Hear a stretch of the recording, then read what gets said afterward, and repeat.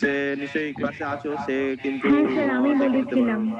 হ্যাঁ, তো পাওয়া যাবে, ই পাঠশালা প্লে স্টোরে আছে, দেখে নিতে পারো। ওকে স্যার, এনসিইআরটি থ্যাংক বানানো। ইউ। হ্যাঁ।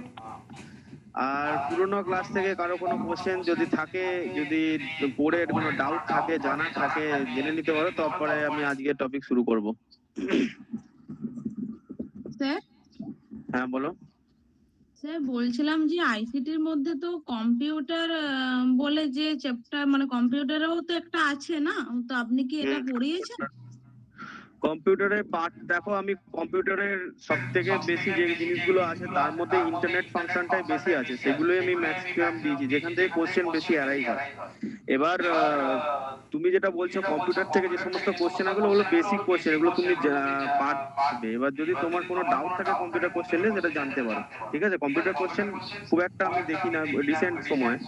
ম্যাক্সিমামটাই আইসিটি মানে ইন্টারনেট কেন্দ্রিক হয়ে গেছে, তো ওয়েব বেসড হয়ে গেছে, তো ওইটার উপরে বেশি ফোকাস করা হয়। এটা পুরনো সিলেবাস হিসেবে তুমি বলছো কম্পিউটারের কোশ্চেন। না না স্যার, পুরোনো না, আসলে আমি যে মানে বুকটা ফলো করি তো ওখানে রয়েছে, তো আমি ওখান থেকেই দেখলাম আর। আচ্ছা আচ্ছা আচ্ছা। তো হ্যাঁ ঠিক আছে, সেটাও অনেক সময় কোশ্চেন খুব একটা বেশি দেখা যায় না। তোমরা পুরোনো কোশ্চেন ইয়ার দেখলে ম্যাক্সিমাম ওয়েব বেসড কোশ্চেনটাই দেখবে।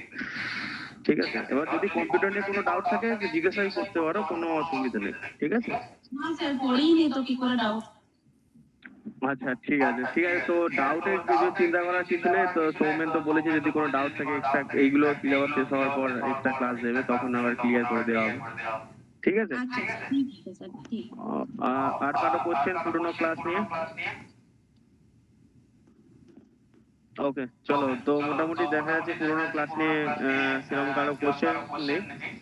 তো দেখো আজকে fourth and last part of the information and communication technology. আচ্ছা বর্ণালী, তুমি যে কম্পিউটার পার্ট নিয়ে যেটা কোশ্চেনটা করলে, আমার টপিক অনুযায়ী যেগুলো আমি পড়িয়েছি সেখানে কম্পিউটারে দেখবে মেন টপিকের যে হেডলাইনে কম্পিউটারের উল্লেখটা নেই। যেগুলো যা ইনফরমেশন দেওয়ার, সেগুলো আমি টপিক রিলেটেডই ইনফরমেশন দিয়েছি। তো যদি কম্পিউটার থেকে দেখেছি কোশ্চেন আসে সেটা কিন্তু ইন্টারনেট। সিলেবাসের না ওই বাইরে হবে। র্যাম, ঠিক আছে। র্যাম র্যাম, রম ওই যে এই যে তুমি অ্যাব্রিভিয়েশন পড়ো না, অ্যাব্রিভিয়েশনে র্যাম রমের কথাগুলো আছে দেখবে। হ্যাঁ, ঠিক না আছে। ওগুলো ফুল ফর্ম গুলো হ্যাঁ পড়েছি। স্যার, আছে অ্যাব্রিভিয়েশন। হ্যাঁ হ্যাঁ, তো অ্যাব্রিভিয়েশন পার্ট থেকেই তোমার কোশ্চেন আসবে কম্পিউটার রিলেটেড। তোমার না স্যার, ওটাই ঘাবড়ানোর আমার কিছু জানার নেই। ছিল যে বাকি যে ইয়েগুলো আছে ওগুলোর মধ্যে পড়বে কিনা, যেহেতু কম্পিউটারে যে ইয়েগুলো থাকে ওই যে ই আচ্ছা, লার্নিং, আর একটা কথা অনেক বলে দিই, কিছু আমি থাকে আর মক কি, টেস্টে। আমার জানা নেই। আচ্ছা আচ্ছা ঠিক আছে, সেটা বুঝতে একটু পেরেছি। বইটা দেখছিলাম তাই জানলাম আর কি যে আছে। ওকে, নো প্রবলেম। তোমার যদি কোনো ডাউট থাকে জেনে নেবে, কোনো অসুবিধা নেই। আর তোমাদের মক টেস্টে যে কোশ্চেন প্যাটার্ন করা আছে, তোমাদের কোশ্চেন গুলো যখন করবে তখন কম্পিউটার রিলেটেড কিছু কোশ্চেন পাবে, ঘাবড়ানোর কিছু নেই। কিন্তু কম্পিউটার রিলেটেড ওটা বেসিক কোশ্চেন। ঠিক আছে। তো তুমি কোশ্চেনের প্যাটার্নটা দেখি বুঝে যাবে যে স্যার যেরকম পড়িয়েছেন সেই অনুযায়ী কোশ্চেনটা আছে কিনা। তোমরা মক দেওয়ার পর, আর তারপরেও তো আমি কিছু কিছু হয়তো ক্লাসে থাকবো, তো সেখানে মকটা দেওয়ার পর তোমরা বুঝে যাবে যে স্যার যেরকম কোশ্চেনটা দিয়েছেন আর যেরকম ভাবে পড়িয়েছেন সেগুলো থেকে আমি কমন পাচ্ছি কিনা। ঠিক আছে, প্রথম থেকে যেরকম ক্লাস করিয়েছি, যা যা নোট আমি দিয়েছি, প্লাস ফলো করতে বলেছি, তার মধ্যেই কমন কোশ্চেন থাকবে। একটা দুটো হয়তো বাইরে থাকবে। তো সেখানটা তোমরা এটাই টেস্ট করার জন্যই হয়েছে যে ধরো কোশ্চেন মানে এরকম নয় যে আমি যা পড়িয়েছি সবটাই পুরোপুরি তোমার এক্সামে কমন চলে আসবে। কিছু কিছু বেসিক সেই সময় ইনস্ট্যান্ট ওই কোশ্চেন পেপার হলেতে গিয়ে তোমাদের মাথা খাটাতে হয় যে কি করা যায় এই কোশ্চেনটা অ্যান্সার। মানে হয়তো সবটাই কাছাকাছি পড়েছো, কিন্তু ওই জায়গাটা পার্টিকুলারলি কি অ্যান্সার হতে চাইছে সেটা তোমার তখন ব্রেন খাটাতে হয় বা মাথা খাটাতে হয়। তো সেরকম প্যাটার্নেরও কোশ্চেন দেওয়া আছে। প্রথমে মকটা দাও, মক দেওয়ার পর যদি কোনো ডাউট থাকে বিষয়টা নিয়ে, তো তোমরা সেই সময় আমাকে কোশ্চেন করবে। ঠিক আছে, বুঝতে পেরেছো? মকটা যেভাবে প্রেজেন্ট করা হয়েছে সেটা তোমরা অবশ্যই দেখলে বুঝতে পারবে যে কোশ্চেন গুলো স্যার কিভাবে অ্যাঙ্গেল থেকে কোশ্চেন করতে চেয়েছেন, বাকি আমি যেরকম ভাবে পড়েছি সেরকম কোশ্চেন গুলো আছে কিনা। ওকে। কেউ একজন কিছু বলতে চাইছিল, আমি কথা বলছিলাম বলে আসতে পারিনি কেউ। কি বলো? আমি স্যার বলছি, মানে আমি তো বেসিক্যালি স্যার আপনি যে পিডিএফ গুলো দেন আমি ওগুলোই প্রিন্ট বার করি, ওগুলোই পড়ছি আর ওগুলোই পড়ি। হুম। আর বই বই থেকে যখন পড়ি, মানে ওখানে না আরো অনেক ভাস্ট করে লেখা আছে। তো আমি এখান থেকে খুঁজে খুঁজে এটা পড়ি আর বই থেকে ওইভাবে দাগিয়ে দাগিয়ে পড়ি যেগুলো। আর কম্পিউটার বেসিসে ওই দিদি বলছিল না, বর্ণালী দিদি, তো হুম ওখানে হুম অনেক হুম হুম। কিছু আছে, মানে প্রচুর লেখা আছে। আপনি যদি একটু বলে দেন যে বইয়ের থেকেও যে কোন কোন জায়গাগুলো একটু দেখলে ভালো হয়, মানে তাহলে স্যার একটু সুবিধে হয়, নইলে না ওই সমুদ্রের মতো লাগছে অনেকটা। আচ্ছা ঠিক আছে, বুঝতে পেরেছি। আমি হ্যাঁ তানিয়া স্যার, বর্ণা হ্যাঁ স্যার, তোমাদের ওরা দুজনের। সত্যি বলেছে স্যার, ওরা যেটা আচ্ছা। বলেছে না সত্যি স্যার, আমারও প্রবলেম হয়েছে। হ্যাঁ স্যার, আচ্ছা মানে ঠিক মনে হচ্ছে আছে। অথই সমুদ্রে পড়ে গেছি আমি এরকম মনে হচ্ছে। শেষ করার চেষ্টা করেছি, মেন মেন যে কোন টপিক বই গুলো আছে। পড়লে ভালো হবে সেটাও যদি কোনো ইন্ডিভিজুয়াল কি কোনো বই আছে এটার জন্য, তাহলে সেটাও যদি আপনি বলে দেন। স্যার আচ্ছা আমরা তো ঠিক আছে। অক্সফোর্ডে আমার কাছে একটা বই আছে, আমি ওটা পড়ছি, হ্যাঁ ট্রুম্যানস থেকে পড়ছি। আচ্ছা আচ্ছা ঠিক আছে, তো আমি তো ও তোমাদের আচ্ছা, কোশ্চেন একটা পেপার বই যেগুলো করে আছে। দেবো, কোশ্চেন পেপার করে দেবো না, তোমরা নর্মাল। বলো। স্যার মানে কোশ্চেন, ওখানে কোশ্চেনও লেখা আছে, মানে প্রিভিয়াস ইয়ারের কোশ্চেনও আছে, প্লাস এখনকার যে ধরনের কোশ্চেন আসছে, মানে হ্যাঁ 2018 হ্যাঁ 19 হ্যাঁ। সেগুলোর প্রশ্নও আছে। আমি সেটার কথা আচ্ছা বলছি, তোমরা প্লাস তোমরা কি নর্মাল যে সমস্ত করছো, চ্যাপ্টার। ক্লাস করার পর কোনো অসুবিধা বোধ করছো? মানে ধরো তুমি যে কথাটা বলছো যে রিসেন্ট যে কোশ্চেন গুলো আসছে, সেখান থেকে হ্যাঁ হ্যাঁ কমন কি পাচ্ছো তোমরা? হ্যাঁ স্যার, কমন পাচ্ছি। আমি ওই ওই বিষয়ে বলছি না, আমি পড়ার ক্ষেত্রে বলছি, মানে চ্যাপ্টারটা যখন পড়ছি, মানে আমি তো আপনার হুম পিডিএফটাই ফলো করে পড়ছি, ওটাই ভালো করে পড়ছি, হুম প্লাস বইটাও দেখছি, মানে আমি দুটো মিলিয়েই পড়ছি। আর ওখানে মানে হাইলাইট করে করে পড়ছি কোন জায়গাগুলো এখানে আছে ওখানে আছে। হ্যাঁ, হুম তো হুম এবার হুম হুম। বইতে বইতে মানে আমার বক্তব্য হচ্ছে, বইতে আরো অনেক বিষয় এমন, মানে যেরকম বর্ণালীদি বললো না যে কম্পিউটার, তো ওখানে কম্পিউটার হুম। বিষয়ে অনেক ফাস্ট লেখা আছে, মানে মনে হচ্ছে না সমুদ্রের মতো পুরো, মানে কোথা থেকে কি পড়বো আচ্ছা কি করবো না বুঝতে পারছি না। আপনি যদি একটু গাইড করে দেন এই জায়গাটা, মানে তাহলে খুব ওকে ঠিক ভালো আছে, হয়। শোনো, আমি টোটাল যে সিলেবাস আছে সেই অনুযায়ী পার্ট অনুযায়ী পড়েছি। তো কম্পিউটারের এগেনস্টে আমি একটা নিজে থেকে এক্সট্রা ক্লাস নিয়ে নেবো, এটা নিয়ে চিন্তা করার কিছু নেই, এক্সামের আগেই নেবো। এবং সেদিনকে কম্পিউটারকে আমি যেভাবে পড়িয়ে দেব, তোমাদের কম্পিউটার নিয়ে আর কোনো ডাউট থাকবে না। তার উপর আমি পিডিএফ বানিয়ে, আমাকে একটু সময় দাও, আমাকে পিডিএফ বানাতে দাও, তোমাদের একদম সহজলভ্য ভাষায়, যেভাবে বলতে গেলে কম্পিউটারকে একদম গুলে খাওয়া, সেই ব্যাপারটা করে দেবো আমি। সেটা তোমাদের প্রত্যেকেরই সমস্যাটা আমি বুঝতে পেরেছি, যে কম্পিউটার নিয়ে তোমার অনেকেই অজানা কিছু কিছু ব্যাপার আছে। তো আমি দেখবে স্যার তোমাদেরকে বলছি যে, টপিক। আর বাকিগুলো একটু বলে দিলে স্যার খুব ভালো হয়, মানে ওই যেগুলো পড়েছে সেখান থেকেও না বইতে আরো অনেক কিছু লেখা আছে, মানে সব জায়গা আচ্ছা তো আচ্ছা। পড়ছি না, বেছে বেছে পড়ছি আর হুম জায়গাগুলো দেখছি। হুম হুম হুম তো হুম। সেটাই একটু সমুদ্রের মতো মনে হচ্ছে। স্যার আচ্ছা অ্যাকচুয়ালি স্যার বলতে কি স্যার, ফার্স্ট পেপার তো এমনিতে টাফ ব্যাপার, কার কাছে কি লাগে জানি না, আমার কাছে এমনিতেই টাফ লাগে, তার উপর মানে অ্যাকচুয়ালি উনি যেটা বললেন যে সমুদ্রের মতোই লাগছে, সত্যি কথা। এই জন্য বলছি পরে যদি আপনি ক্লাস অ্যারেঞ্জ করে একটু বলে দেন তো আমাদের খুব ভালো হয়। আচ্ছা ঠিক আছে। ওটা আর বেসিক্যালি স্যার আপনার ক্লাস তো আমাদের আমাদের মানে আমাদের তো ভালোই লাগে। পার্সোনালি বলতে গেলে আমার সত্যি খুব, মানে আমি উপকৃত হচ্ছি আপনার ক্লাস করে, মানে এত সহজভাবে আপনি বোঝান, মানে সত্যি হুম, খুব ভালো লাগে এবং হ্যাঁ হ্যাঁ বুঝতেও পারি হ্যাঁ, সেটাই আমরা। সেটাই মানে সেটাই, আপনি হ্যাঁ। যেটা বলেন সেটা একদম মাথায় ঢুকে যায় ব্যাপারটা, আর যখন তাছাড়া আমরা খুব বই স্যার খুলে খুব যখন লাইন বাই, বাংলাতে যাই, তখন হুম। ওই সমুদ্রের মতো অবস্থা হয়ে যায়, মানে ব্যাপারটা স্যার হচ্ছে তো খুব এরকম। লাইন বাই লাইন পড়ান, এই জন্য আমাদের বুঝতে অসুবিধা হয় না, এটা হচ্ছে আপনি খুবই সুন্দর করেন, মানে অসাধারণ বোঝান, আর আমাদের কোনো সমস্যাই হয় না, খুবই ভালো লাগে আমাদের আচ্ছা ক্লাসটা করতে। আমরা খুব এনজয় করি ওকে ক্লাসটা। থ্যাংক ইউ ঠিক আছে, স্যার। বুঝলাম। হ্যাঁ ওকে, তো প্রত্যেকের ডাউট আমি বুঝলাম যে তারা কোন জায়গায় কিছু প্রবলেম হচ্ছে। আর কারো কোনো সমস্যা? যে দেখো, এটা ওপেন ওপেন টু অল, ক্লাসে কোনো মাইন্ড করবে না, তোমরা 50 জন আছো, সামান্য কতজন বলছো, যদি আর কারো কোনো কিছু বলার থাকে বলতে পারো ক্লাস নিয়ে রিলেটেড। তো ঠিক আছে, কারো রেসপন্স পাচ্ছি না। তো কেউ একজন নতুন এসছে বললো রিসেন্ট ক্লাসে, তার একবার বলতে এসেছিল, সে লজ্জায় যদি চলে গেছে মনে হচ্ছে, কিছু একটা নাম তার। হ্যাঁ স্যার। হ্যালো। কে? হ্যাঁ হ্যাঁ পুতুল। স্যার। হ্যাঁ, হ্যাঁ, আমার নাম স্যার পুতুল দাস। হ্যালো। হ্যাঁ স্যার, আমি আজকে হ্যাঁ নতুন শুনছি। জয়েন করেছি, তো আচ্ছা যেটার উপর আচ্ছা। আর এই দুজন নতুন, পুতুল আর পূজা। হ্যাঁ স্যার। তোমরা শোনো, স্যার হ্যালো। হ্যাঁ শুনতে পাচ্ছি, তোমাদের কথা শুনতে পাচ্ছি আমি। তোমরা হ্যাঁ যেটা স্যার। তোমরা যেটা করবে শোনো, তোমাদেরকে পিডিএফ প্রোভাইড করে দেওয়া আছে, দেখবে গ্রুপেতে, দেখবে তোমাদের একটা গ্রুপ মনে আছে, সেখানে পিডিএফ প্রোভাইড করে দেওয়া আছে। তোমরা আইসিডি আচ্ছা স্যার। যতগুলো পিডিএফ দেওয়া আছে সেগুলোকে নিয়ে ডাউনলোড করে পড়ো, ঠিক আছে? আর আজকে আচ্ছা। যে 4 নম্বর পার্ট পড়াচ্ছি, এর আগে 3টে পার্ট হয়ে গেছে। টোটাল আইসিটি 4টে সিলেবাসের যে পার্ট আছে তার মধ্যে 3টে পার্ট আমি কমপ্লিট করে দিয়েছি। এটা 4 নম্বর লেকচার চলছে, 4 নম্বর পার্ট চলছে। আর আচ্ছা। ক্লাস বলেছে যে অডিও আর ভিডিও ক্লাস, মানে এটা রেকর্ডিং ক্লাস মনে হচ্ছে রাখা আছে ওদের কাছে।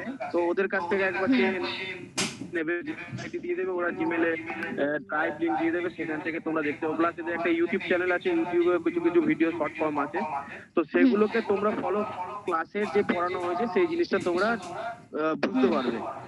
বা তোমরা কালকের যেটা তোমাদের মক নেবে বলছে তার মধ্যে তোমরা একটু যদি এগুলো দেখে নাও, ইউটিউবের কটা ভিডিও আছে আর ওদের কাছ থেকে ভিডিও লিংক যদি চেয়ে নাও, তো তাহলে মোটামুটি কালকের জন্য যদি প্রথম ক্লাসটা যদি পড়ে নিতে পারো, প্রথম ক্লাসটার উপরই প্রথম মকটা আছে, প্রথম ক্লাসটা পড়ে নিলেই প্রথম যে অ্যাপ্লিকেশন সেটা কম, যেমন র্যাম রম এগুলোর উপর শর্ট ফর্ম, তো তোমরা ওটাকে দেখে যদি পড়ে নাও তো প্রথম ক্লাসটা আশা করি কমপ্লিট করতে পারবে, ঠিক আছে?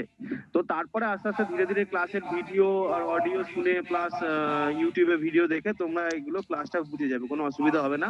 প্লাস পিডিএফ তো দেবো, পিডিএফটাও পড়বে, দেখবে তোমাদের সহজ হবে। তারপর তো এক্সট্রা আমি ক্লাস দেবোই বলেছি এদের প্রত্যেককে, যে কম্পিউটার রিলেটেড ক্লাস দেবো।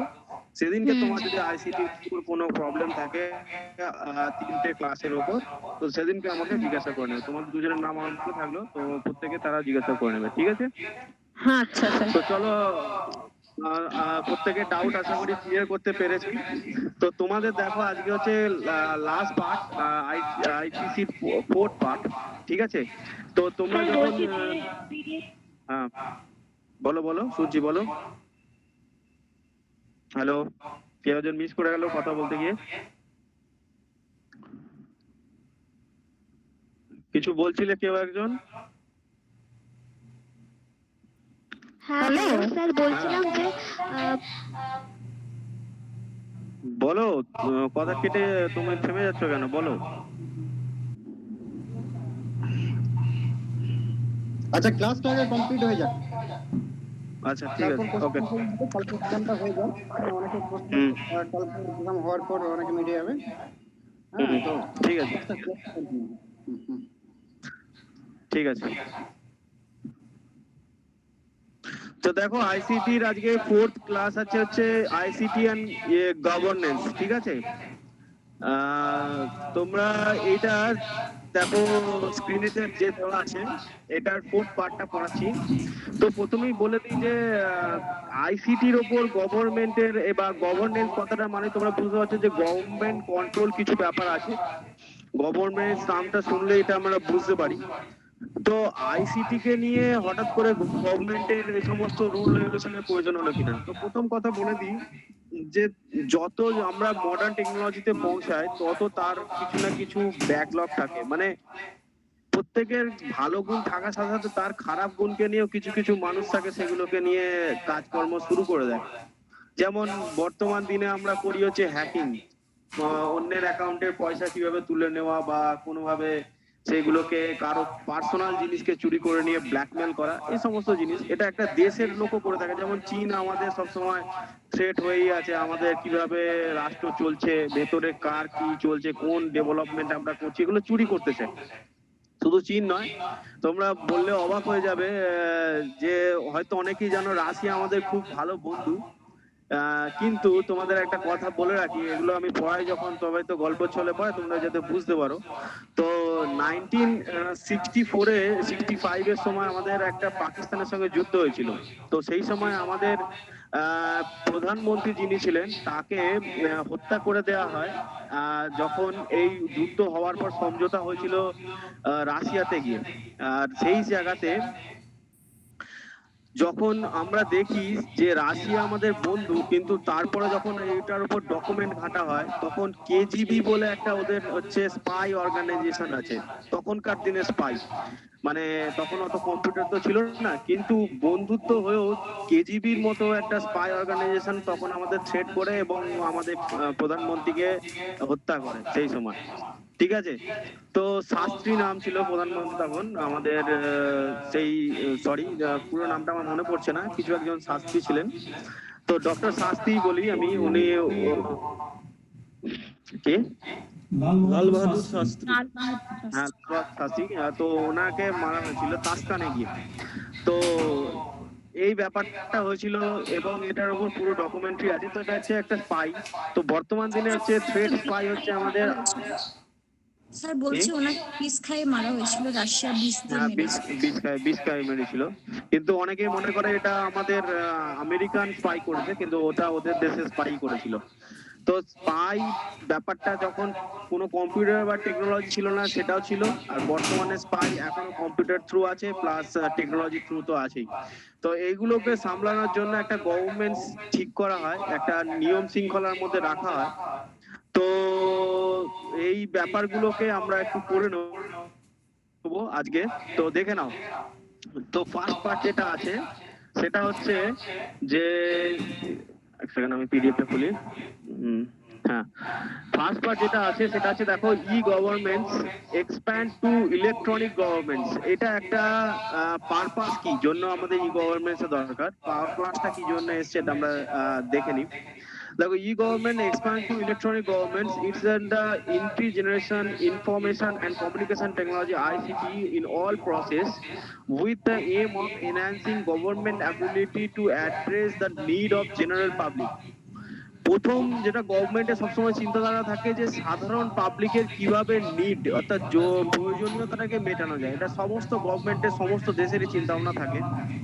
তো ই গভর্নমেন্টের আমাদের যে পারপাস সেটা হচ্ছে ফার্স্ট প্রায়োরিটিকে রাখা হয়েছে যে মানুষের কিভাবে আইসিটি কে কাজে লাগিয়ে তাদের প্রয়োজনীয়তা মেটানো যায়। যেমন একটা সিম্পল এক্সাম্পল বলি, আজকে আমাদের আধার লিঙ্ক অনেক জায়গায় করতে হয়, প্যান কার্ডের সঙ্গে আধার লিঙ্ক করতে হয়, এগুলো করতে হয়। তারপরে কোথাও কোথাও রেশন কার্ডের সাথে বর্তমানে আধার লিঙ্ক চলছে। এগুলো সব কাজগুলো যেগুলো করছে সেগুলো গভর্নমেন্টই করছে। কিন্তু আমাদের যারা যারা গ্রামের দিকে আছে অনেকে এটা জানে না, কিন্তু শহর অঞ্চলে অনেক পৌরসভাতে আছে এরম এরম ব্যাপারগুলো করে। তারা নিজেরাই গভর্নমেন্ট ওয়েবসাইট রাখা আছে, সেখানে তারা নিজেরাই একটা সাইবার ক্যাফে বা কোথাও গিয়ে নিজেরাই সেই কাজগুলো করে নেয়। বা কোথাও কোথাও পৌরসভাতে পার্সোনাল দপ্তরও খোলা থাকে যেখানে গিয়ে এই কাজগুলো করে। তো যে সমস্ত মানুষের নিড আছে, অর্থাৎ প্রয়োজনীয় যে সমস্ত জিনিসগুলো আছে সেইগুলোকে মেটানোর জন্য ফার্স্ট গভর্নমেন্টের প্রায়োরিটি থাকে। তো ই গভর্নমেন্টস ব্যাপারটা কি করছে, এনহ্যান্স করছে অ্যাবিলিটি, নিডটাকে, প্রয়োজনীয়তা পূরণ করার জন্য সাধারণ পাবলিকের, জেনারেল পাবলিকের। The basic purpose of e-government is to simplify process for all, that is government, citizen, business and national, state and local level. তো দেখো, আমাদের গভর্নমেন্টের প্রথম প্রায়োরিটি হচ্ছে যে আমরা দেশের যে নাগরিক তার একটা গভর্নমেন্টস এর ফার্স্ট প্রায়োরিটি হচ্ছে যে সিটিজেনশিপ কি করে করা যায়। আর 2 নম্বর করা যাচ্ছে বিজনেস, মানে ব্যবসা। একটা দেশ চালাতে গেলে আমাদের অবশ্যই বাইরের দেশের সঙ্গে ট্রেড করতে হবে। তো ট্রেডের হিসেব রক্ষণ করার জন্য ব্যবসা করতে হয়। প্লাস দেশের মধ্যে অনেক রকম বিজনেস চলে যেটা গভর্নমেন্ট কিছু কিছু জায়গায়, যেমন ধরো যারা চাষি ফ্যামিলি আছে তারা জানবে গভর্নমেন্ট কোন কোন জায়গায় নিজেরা ক্রপ কেনে রেশনিং সিস্টেমকে চালানোর জন্য। বা এই যে আমরা ভ্যাকসিন প্রোগ্রামেশন এখন চলছে, সেখানে গভর্নমেন্ট নিজে থেকে যে ভ্যাকসিন দিচ্ছে এটা ফ্রি অফ কস্ট দিয়ে দিচ্ছে। তো ফ্রি অফ কস্ট গভর্নমেন্ট যে ভ্যাকসিনেশন দিচ্ছে সেটাও কিন্তু কম্পিউটারাইজড হয়ে তোমার কাছে অ্যাড্রেসে চলে আসছে, তোমার মোবাইলে মেসেজ চলে আসছে যে তুমি ভ্যাকসিনেটেড হয়ে গেছো, ফার্স্ট ডোজ এটা পেয়েছো, তোমার এই ভ্যাকসিন ডেট হচ্ছে এটা, বা এই ভ্যাকসিন তোমাকে লাগানো হয়েছে। তো সমস্ত কাজগুলো ধীরে ধীরে ধাপে ধাপে গভর্নমেন্ট কি করছে, পুরো ব্যাপারটাকে আইসিটি বা ইনফরমেশন এন্ড টেকনোলজির মধ্যে নিয়ে চলে আসছে। 2 নম্বর কাজ দেখো, তো প্রমোট গুড গভর্নমেন্টস, মানে গভর্নমেন্টকে প্রথম সবসময় কি থাকে যে যে গভর্নমেন্টে থাকুক না কেন, সেটা যে কোনো দলই হতে পারে। দল তো আর গভর্নমেন্ট হয় না, একটা দল জিতে গভর্নমেন্ট তৈরি হয়। যে কোনো দল গভর্নমেন্ট হয় না, যে কোনো দল জিতে গভর্নমেন্ট তৈরি করে বা গভর্নমেন্ট বডি তৈরি করে। তো গভর্নমেন্ট যে তৈরি করে তার সবার প্রথম উদ্দেশ্য থাকে যে তার যে টেনিওর থাকে, অর্থাৎ যে সেই সময় কাজ করছে সেই সময় যেন তার কোনো ভালো কিছু কাজ করে যেতে পারে, যাতে পরবর্তীকালে আফটার 5 ইয়ার্স আবার মানুষ তাকে চায়। তো এই সমস্ত কিছু করার জন্য গভর্নমেন্ট কি করছে, প্রমোট করছে। ইট cannot implement of information technology in the government process and function so as the cause of simple and moral accountability and transparent government. প্রত্যেকটা গভর্নমেন্ট চায় যে স্বচ্ছ থাকতে, ট্রান্সপারেন্ট থাকতে টু অল দ্য সিটিজেন, মানে সমস্ত নাগরিকের কাছে স্বচ্ছতা থাকতে। এই জন্য দেখবে অনেক গভর্নমেন্ট ওয়েবসাইট তৈরি করে দেওয়া আছে। বিভিন্ন মিনিস্ট্রির ওপর তুমি ওয়েবসাইট সার্চ করবে, ওয়েবসাইট পেয়ে যাবে। যেমন সেন্ট্রাল মিনিস্ট্রির ওপর আমরা যেটা এডুকেশন এমএইচআরডি এর ওপর ওয়েবসাইট করা আছে, সেখানে এমএইচআরডি কি কি কাজ করেছে, কোথায় কোন কোন কাজগুলো করেছে এডুকেশন সেক্টরের জন্য, এটা পেয়ে যাবে। রেলওয়ের একটা ওয়েবসাইট থাকে গভর্নমেন্টের, সেখানে রেলওয়ে কোন কোন জায়গায় ট্র্যাক বানিয়েছে, কোথায় কত কিলোমিটার ট্র্যাক তৈরি হয়েছে, সমস্ত কিছু তার ডিটেলস দেওয়া আছে। তেমনি আমাদের যদি সুরক্ষা ডিফেন্সের ওপরও অনেক ওয়েবসাইট আছে। ডিফেন্সে সবকিছু পাবলিকলি ডোমেনে থাকে না, কিন্তু তবু কি কি কাজ গভর্নমেন্ট করছে ডিফেন্স সেক্টরকে মজবুত করার জন্য। কারণ আমরা সকলেই হচ্ছে ট্যাক্স পেয়ার, অর্থাৎ আমরা প্রত্যেকেই ট্যাক্স দিই, আর এই ট্যাক্সের টাকা দিয়ে গভর্নমেন্ট চলে। অর্থাৎ গভর্নমেন্টকে সবসময় স্বচ্ছতা রাখতে হয়, ট্রান্সপারেন্ট থাকতে হয়, যে আমরা যে প্রসেসে ট্যাক্সটা পে করছি সেই পয়সাটার অ্যাকচুয়াল ইউজ কিসে লাগছে, সিকিউরিটিতে পারপাসে কত লাগছে, এডুকেশন সেক্টরে কত লাগছে, চিকিৎসা স্বাস্থ্যের জন্য কতটা লাগছে, এগুলো সমস্ত কিছুর এক একটা ওয়েবসাইট থাকে টু ট্রান্সপার থাকার জন্য, ট্রান্সপারেন্ট হওয়া, স্বচ্ছ হওয়ার জন্য। To provide access government service and dissemination of information communication in quick and efficient manner. We have come a long way since independent. দেখো আমি একটা চার্ট বানিয়ে দিয়েছি যে ইন্ডিপেন্ডেন্ট থেকে আমরা কিরকম ভাবে ধাপে ধাপে গভর্নমেন্ট আমাদের রেগুলেশন নিয়েছে। এটা খুবই গুরুত্বপূর্ণ চার্ট, এটার মধ্যে অনেক কিছু বলে দেওয়া আছে। দেখো 1947 আমরা ইন্ডিপেন্ডেন্ট হয়েছে, এটা সবাই জানে। তারপরে দেখো একটা স্টেজ আছে যেখানে আমরা গ্রিন রেভলিউশন হচ্ছে, সেটা হচ্ছে 1950 and 60 এর মধ্যে। 1947 থেকে 50 এর মধ্যে আমাদের গ্রিন রেভলিউশন আসছে। গ্রিন রেভলিউশন মানে অনেকেই জানে না, আমি তবু বলে দিই। গ্রিন রেভলিউশন হচ্ছে আমাদের দেশে সেই সময় খাদ্য সংকট প্রচুর ছিল, কারণ আমরা ব্রিটিশ রাজের ওপর অনেকটা নষ্ট হয়ে গেছিলাম। তো মানে আমাদের ধনসম্পদ চলে গেছিল, অনেক কিছুই আমরা হারিয়েছিলাম, আমাদের দেশেতে প্রায় অনাহার দশা চলে এসেছিল। তো গ্রিন রেভলিউশন আমাদের ফার্স্ট 10 ইয়ার প্রোগ্রাম ছিল, যে সময় আমরা কি করেছি, গ্রিন রেভলিউশন এনেছি। তারপরে এনেছি হচ্ছে ইন্ডাস্ট্রিয়াল রেভলিউশন, ধাপে ধাপে এসেছি আমরা, কিন্তু রেভলিউশন হয়েছে। এগুলো কিন্তু আইসিটির পার্ট নয়, তবু কেন আমি দিয়েছি যে আমাদের একটা ডিজিটালাইজড হতে গেলে ধাপগুলো কি কি আছে, প্রত্যেকটা কান্ট্রির সেম ধাপ। তোমরা যদি যে কোনো দেশের স্ট্রাকচার ফলো করো, প্রত্যেকের এই রেগুলেশনের মধ্যে দিয়ে গেছে। যারা হিস্ট্রি স্টুডেন্ট বা হিস্ট্রি পুরোনো দিনে পড়েছো, তারা প্রত্যেকেই দেখবে এই রেগুলেশন গুলো তাদের দেশে হয়েছে। কারো দেশে গ্রিন রেগুলেশন এসেছে, অর্থাৎ কৃষি থেকে রোজগার করেছে বা ইনকাম হয়েছে দেশটার। আর কোথাও না কোথাও ইন্ডাস্ট্রি রেগুলেশন হয়েছে, যেমন ব্রিটেন বা পাশ্চাত্য দেশগুলোতে ম্যাক্সিমাম ইন্ডাস্ট্রি রেগুলেশন হয়েছে, যেখানে আমাদের দেশে সেই সময় চলছে গ্রিন রেগুলেশন। অর্থাৎ আমাদের দেশে সেখানে কৃষি সম্প্রদায় বা কৃষক জাতের পণ্য নিয়ে আমরা তখন বেঁচে আছি। যেমন ব্রিটিশ রাজ যে সময় আমাদের এসেছিল, সেই সময় আমাদের দেশেতে খাদ্যশস্য বা খাবার প্রোডাকশন করেই আমাদের সমস্ত কিছু চলতো। একটা সময় ইতিহাস ঘেঁটে দেখা গেছে যে আমাদের দেশের যে মশলাপাতি, মানে আমরা যে সমস্ত মশলা ইউজ করি বর্তমান দিনে রান্নায়, সেই সমস্ত মশলা আমরা বেচে অন্য দেশ থেকে সোনা নিয়ে আসতাম। এই জন্য আমাদের দেশকে সেই সময় বলা হতো সোনার দেশ বা সোনার চিড়িয়া, যে জন্য বাকি সবাই আমাদের দেশকে আক্রমণ করতে চলে আসতো, বিদেশি শক্তিগুলো। তো মেন রিজনটা ছিল আমাদের তখন ক্রপ রিলেটেড, অর্থাৎ খাদ্যশস্যের উপর ডিপেন্ডেন্ট ছিলাম। তো গ্রিন রেভলিউশন আবার আমাদের করতে হয়েছিল, যেহেতু আমাদের পুরনো সমস্ত ধনসম্পদ বিদেশে চলে গেছিল, ব্রিটিশ রাজ দ্বারা বা ব্রিটিশ শক্তি দ্বারা আমাদের দেশ থেকে নিয়ে যাওয়া হয়েছিল। তারপরে আমরা ইন্ডাস্ট্রি রেভলিউশনের দোকান দিয়েছি। তারপরে দেখো আমরা ইকোনমিতে স্টেবিলাইজ হয়েছে, অর্থাৎ ইকোনমিক লিবারালাইজেশন এসছে, অর্থাৎ স্টেবিলিটিটা ধাপে ধাপে এসছে। গ্রিনের পর ইন্ডাস্ট্রি, ইন্ডাস্ট্রির পর ইকোনমিক, অর্থাৎ ইকোনমিক স্টেবিলিটি পেলাম। দেখো আমাদের স্বাধীনতা হতে 75 বছর হতে চললো।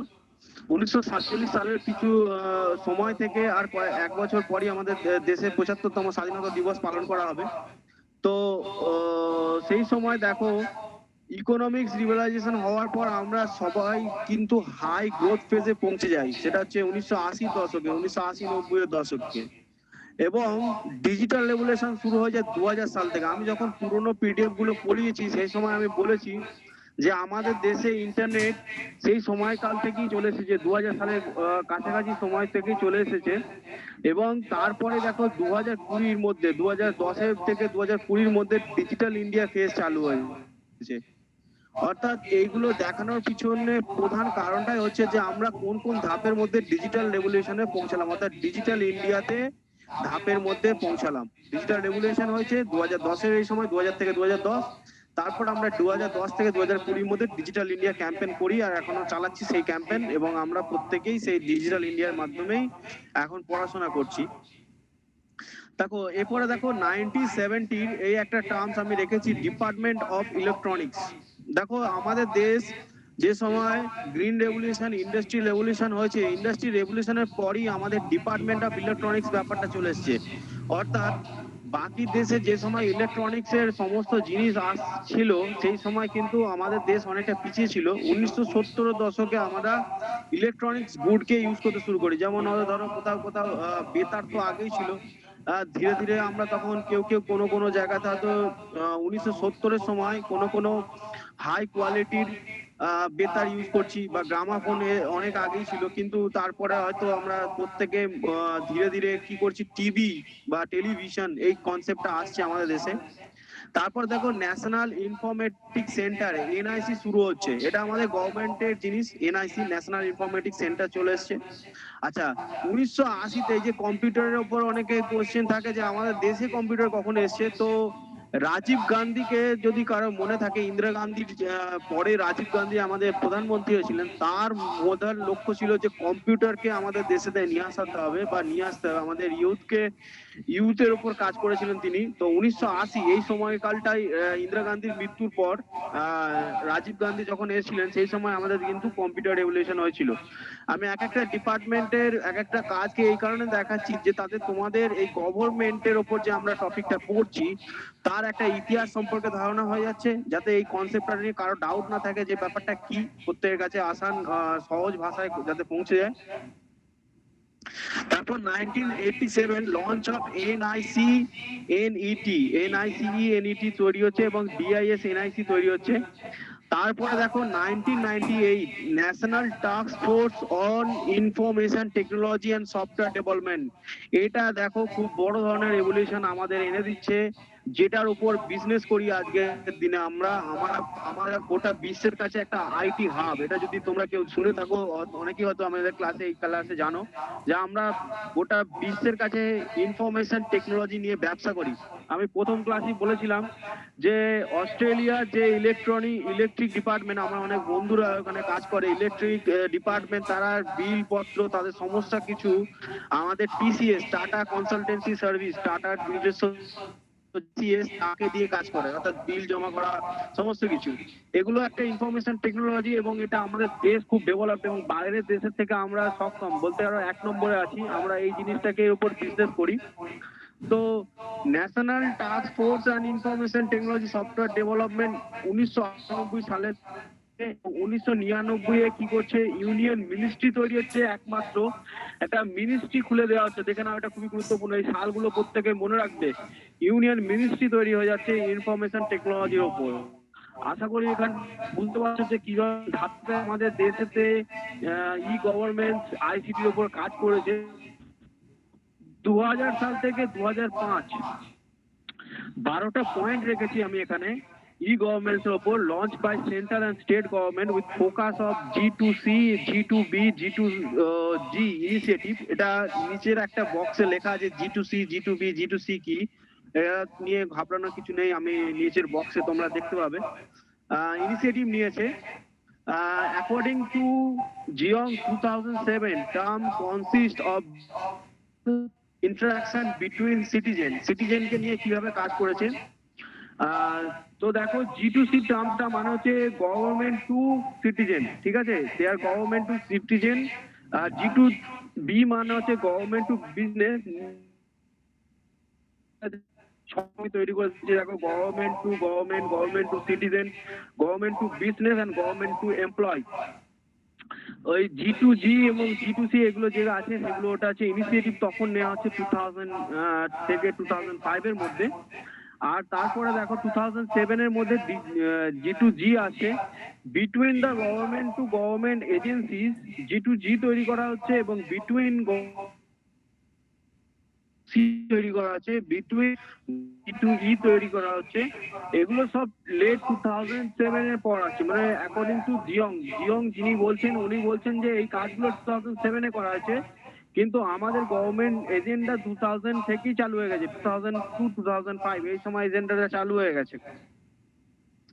আচ্ছা, তারপর দেখো 2006 টু 2011 ন্যাশনাল ই গভর্নমেন্ট প্ল্যান তৈরি করা হচ্ছে। দেখো ন্যাশনাল ই গভর্নমেন্ট প্ল্যানটা কখন তৈরি করা হচ্ছে, 2006 টু 2011, এবং 2012 টু 2017 ডিজিটাল ইন্ডিয়া তৈরি করা হচ্ছে। আচ্ছা, এই ব্যাপারটা এবার বলে দিই, আমরা যে দেখি যে বর্তমান দিনে মোদী সরকার বা আমাদের বলতে পারি যে বর্তমান যে রুলিং পার্টি চলছে সেন্ট্রালে, তারা যে সমস্ত এজেন্ডা গুলো নিয়ে আসছে, অনেকেরই মনে করছে যে এগুলো খুবই ভালো ধরনের এজেন্ডা নিয়ে আসার পর ওনারা আসার পর নিয়ে এসেছে। তো এগুলো যদি আমরা পুরনো গভর্নমেন্টের প্ল্যান দেখি, এগুলো কিন্তু অনেক আগে থেকেই আমাদের প্রোগ্রাম করা ছিল, কিন্তু আমাদের দেশ কোনো একটা টার্ম বা কোনো একটা 10 ইয়ারে গভর্নমেন্টের পিরিয়ডে সব কাজ করে উঠতে পারে না, বিকজ অফ অনেক প্রবলেম থাকে। আমাদের যেহেতু প্রজাতন্ত্র দেশ, অন্যান্য দেশের মতো নয় যে তার যে রুলিং পার্টি যেটা বললো সমস্ত সিটিজেন মুখ বুঝে সহ্য করে, তো সেই কারণে অনেক কিছু লেট হয়ে যায়। যদি কোনো একটা ধরো রেলওয়ে প্রজেক্ট তৈরি করতে, তার জমি অধিগ্রহণ করতে অনেক সময় লেগে যায়, বাকি তো অন্যান্য কাজ করতে তো সময় লাগে। তো ডিজিটাল ইন্ডিয়া ইনিশিয়েটিভ অনেক আগের। যদি কারো মনে হয় যে আমাদের এই সমস্ত ব্যাপারগুলো এই সময় এই শব্দ শুরু হয়েছে, তার আমি প্রবলেমটা সলভ করে দিচ্ছি যে এই প্রবলেমগুলো কিন্তু আগে থেকেই সলভ করার চেষ্টা করা আছে। আমি 1980 দশক থেকে এই কথাটা বলছি যে 1980 দশক থেকে আমরা কম্পিউটারের উপর হাত দিতে শুরু করেছি। তো কম্পিউটার হাত দেওয়া মানে আমরা ধীরে ধীরে আইসিটির সঙ্গে যুক্ত হচ্ছি, এবং 2000 এর সময় আমি নিজেই 2000 এর সময় ইন্টারনেট ইউজ করতাম, যে সময় যে ইন্টারনেট ফাংশন বিভিন্ন অনেক গরিব দেশেও পৌঁছায়নি। আফ্রিকা কন্টিনেন্ট তো ইন্টারনেট সম্পর্কে জানতোই না। কিছু ইউরোপিয়ান কন্টিনেন্টের লোক, রাশিয়া বা ভারতের মতো সামান্য আমাদের প্রতিবেশী রাষ্ট্র বাংলাদেশ পর্যন্ত জানতো না, ঠিক আছে। তারপরে নেপাল, ভুটান তো এদের কথা ছেড়েই দাও, বা শ্রীলঙ্কা ছেড়েই দাও, এরা তো অনেক পরে এসছে ভারতের থেকে শিক্ষা নিয়ে। তো ভারত অনেকটা এই সমস্ত ব্যাপারে অনেক কিছু ডিজিটাল ব্যাপারটা অনেক দিন আগে থেকেই করে, কিন্তু ফুললি প্যান ইন্ডিয়া কথাটা যেটা বলতে গেলে পুরো ভারতবর্ষ জুড়ে কাজটা করতে সময় লেগেছে, এবং এটা আমরা রেজাল্ট এখন পাচ্ছি। প্যান ইন্ডিয়া জুড়ে কাজটা তখন হয়নি, তখন হয়তো সেন্ট্রাল দিল্লিতে নিয়ে কোনো সিদ্ধান্ত দিল্লির মধ্যেই সীমাবদ্ধ হয়ে গেছে, বা কিছু বড় বড় শহরে পৌঁছেছে, গ্রাম জুড়ে এখনো পৌঁছায়নি, যেটা গ্রামেতে ধীরে ধীরে আমরা আজকে ডেভেলপ করছি। তো এই অবধি যেটা আমি পড়ালাম পুরোটাই ইতিহাস পড়ালাম ব্যাপারটা বোঝাতে। যদি এটা নিয়ে কোনো কারো কোশ্চেন থাকে আমার কাছে জানো, তারপর আমি বাকি অন্যান্য দিকে এগোবো। যদি কারোর কিছু জানার থাকে তো জানতে পারো।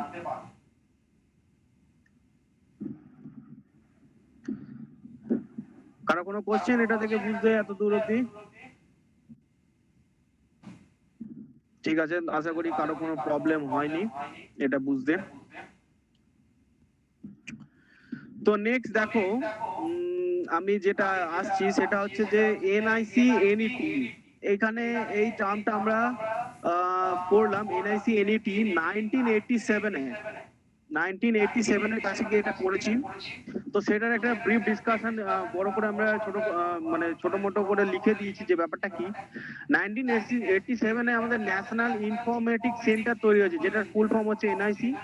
Launch NIC NET that began in 1988, that satellite-based computer network and computerized each district in India is possible now.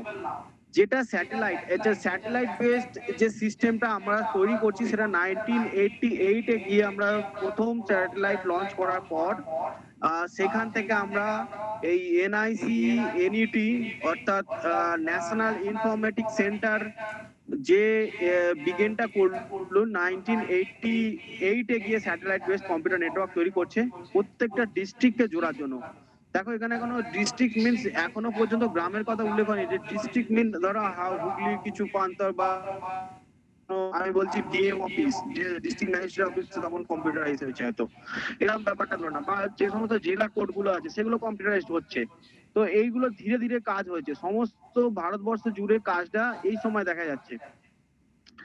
আচ্ছা, এনআইসি এনইটি এটা একটা world largest satellite base computer communication network. এটা সবাই মাথায় রাখবে। এনআইসি এনইটি যদি তোমাকে জিজ্ঞাসা করে কোশ্চেনে যে এনআইসি অপশনে দিয়ে দেবে world largest satellite base computer communication network, না এশিয়ান, না ইউরোপিয়ান, এগুলো ব্যাপারটা যদি তোমার জানা থাকে তবেই অ্যান্সারটা করতে পারবে। এটা আমাদের দেশের যে কাজটা করা আছে এটা হচ্ছে ওয়ার্ল্ড লার্জেস্ট, এবং এটা খুব গুরুত্বপূর্ণ। আমাদের গোটা বিশ্ব জুড়ে বিশ্বের মধ্যে সব থেকে বড় এই কমিউনিকেশন নেটওয়ার্কটা তৈরি করেছি আমরা।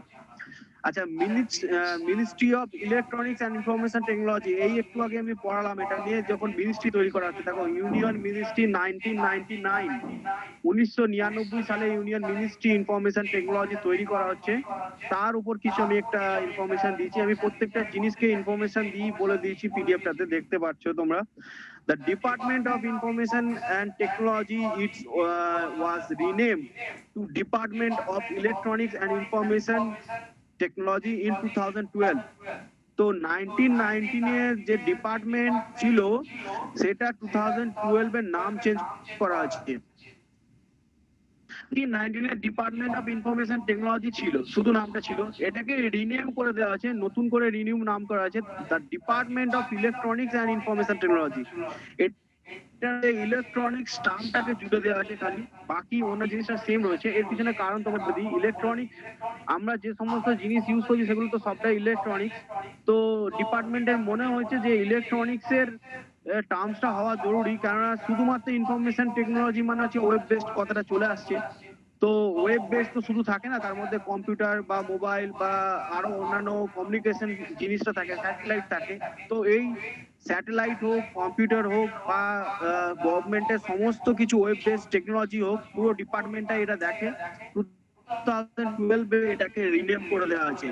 কোশ্চেন আসতেই পারে ই গভর্নমেন্টস থেকে, যদি কোনোদিনও মানে কোনোদিনও না, এক্সাম এরকম কোশ্চেন দেখা গেছে যে ই গভর্নমেন্টস এর যে নাম ডিপার্টমেন্ট অফ ইনফরমেশন টেকনোলজি, এটা রিনেম কবে বা কত সালে হয়েছে, তো তোমাদের মনে রাখতে হবে 2012। বা জিজ্ঞাসা করতে পারে the renamed name of department of information technology, তখন তোমাকে ঠিক করতে হবে the department of electronics information technology, মানে রিনিউ নামটা কি করা হয়েছে যদি জিজ্ঞেস করে তো তোমাদের পুরো নামটা বলতে হবে। তারপরে দেখো, on 19th July 2016 date was made into full-fledged ministry, which henceforth is known as the Ministry of Electronics and Technology, bifurcating it from a Ministry of Communication and Information Technology. তো 2016 এ গিয়ে আবার একটা পরিবর্তন হচ্ছে, ministry of electronics K ministry of communication and information technology. দেখো এখানে আবার changes হয়ে গেছে। 2012 এ ডিপার্টমেন্টের নাম ইলেকট্রনিক্স অ্যান্ড ইনফরমেশন টেকনোলজি, ভালো করে প্রত্যেকে যতজন আছে নজর দাও। 2012 এর নামটা ছিল ইলেকট্রনিক্স অ্যান্ড ইনফরমেশন টেকনোলজি। 2016 এর আমাদের বর্তমান গভর্নমেন্ট এটার নামটা চেঞ্জ করে দিয়েছেন, তার নাম রেখেছেন ministry of communication and information technology, যে চ্যাপ্টারটা আমরা এখন পড়ছি। তো যখন 2012 এর কোনো ছেলে নেট বা জিআরএফ পরীক্ষা দিত তার কাছে এই কোশ্চেনটা হতো, এখন বর্তমানে এই কোশ্চেনটা করা হবে ministry and communication information technology. আর যেই জন্যই আমাদের এই চ্যাপ্টারটার নামই হচ্ছে information and communication technology, ICT. এই জন্যই আমরা ইলেকট্রনিক্স এর জিনিসগুলো পড়ি না। এখানে অনেকে ক্লাস শুরুর সময় আমাকে জিজ্ঞেস করছিল যে কম্পিউটার বেসড টার্ম গুলো আছে, এগুলো তো অনেক বইতেই লেখে, শুধুমাত্র কিছু কিছু কোশ্চেন দেখেছে তারা, কিন্তু ব্যাপারটা কমিউনিকেশন ব্যাপারটা সম্পূর্ণ চলেছে, ইলেকট্রনিক্স ব্যাপারটা সম্পূর্ণভাবেই গভর্নমেন্ট সরিয়ে দিয়েছে। তো তোমাদের ভয় পাওয়ার কিছু নেই, ministry and communication technology information এই ব্যাপারটা নিয়ে এখনকার দিনে কোশ্চেন হবে আমার যতদূর ধারণা। বাইরে থেকে কিছু একটা কোশ্চেন কম্পিউটার থেকে আসলে তোমাদের সেটার ডাউট আমি কম্পিউটার পার্ট করিয়ে দেবো, সেটা নিয়ে চিন্তা করার কিছু নেই। আচ্ছা, এই অবধি কারো যদি ডাউট থাকে, কিছু জানার থাকে বলতে পারো, তারপরে আমি আরো পয়েন্টের দিকে চলে যাব, তারপরে আরো ডেপথে চলে যাব। তো সেই সময় ইন্টারাপ্ট করলে অসুবিধা হবে আমার, যদি কিছু জানার থাকে জানতে পারো।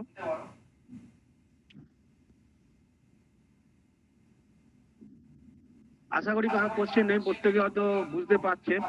নেক্সট দেখো অবজেক্টিভ। নতুন যারা ক্লাসে এসছো আজকের দিনে, আজকে যারা জয়েন করেছে তাদের কোনো বুঝতে অসুবিধা হচ্ছে?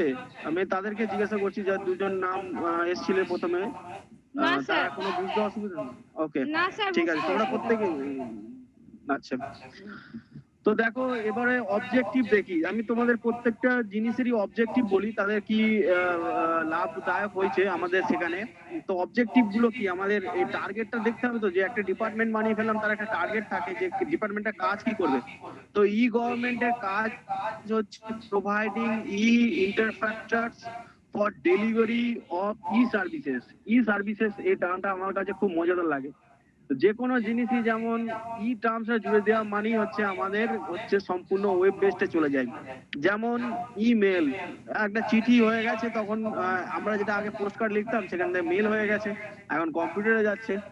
আচ্ছা, তারপরে ই কল লেটার, একদম পিডিএফ নামিয়ে নিচ্ছি, সেটাকে নিয়ে যাচ্ছি পরীক্ষা দিতে, প্রত্যেকে জানো ই কল লেটার।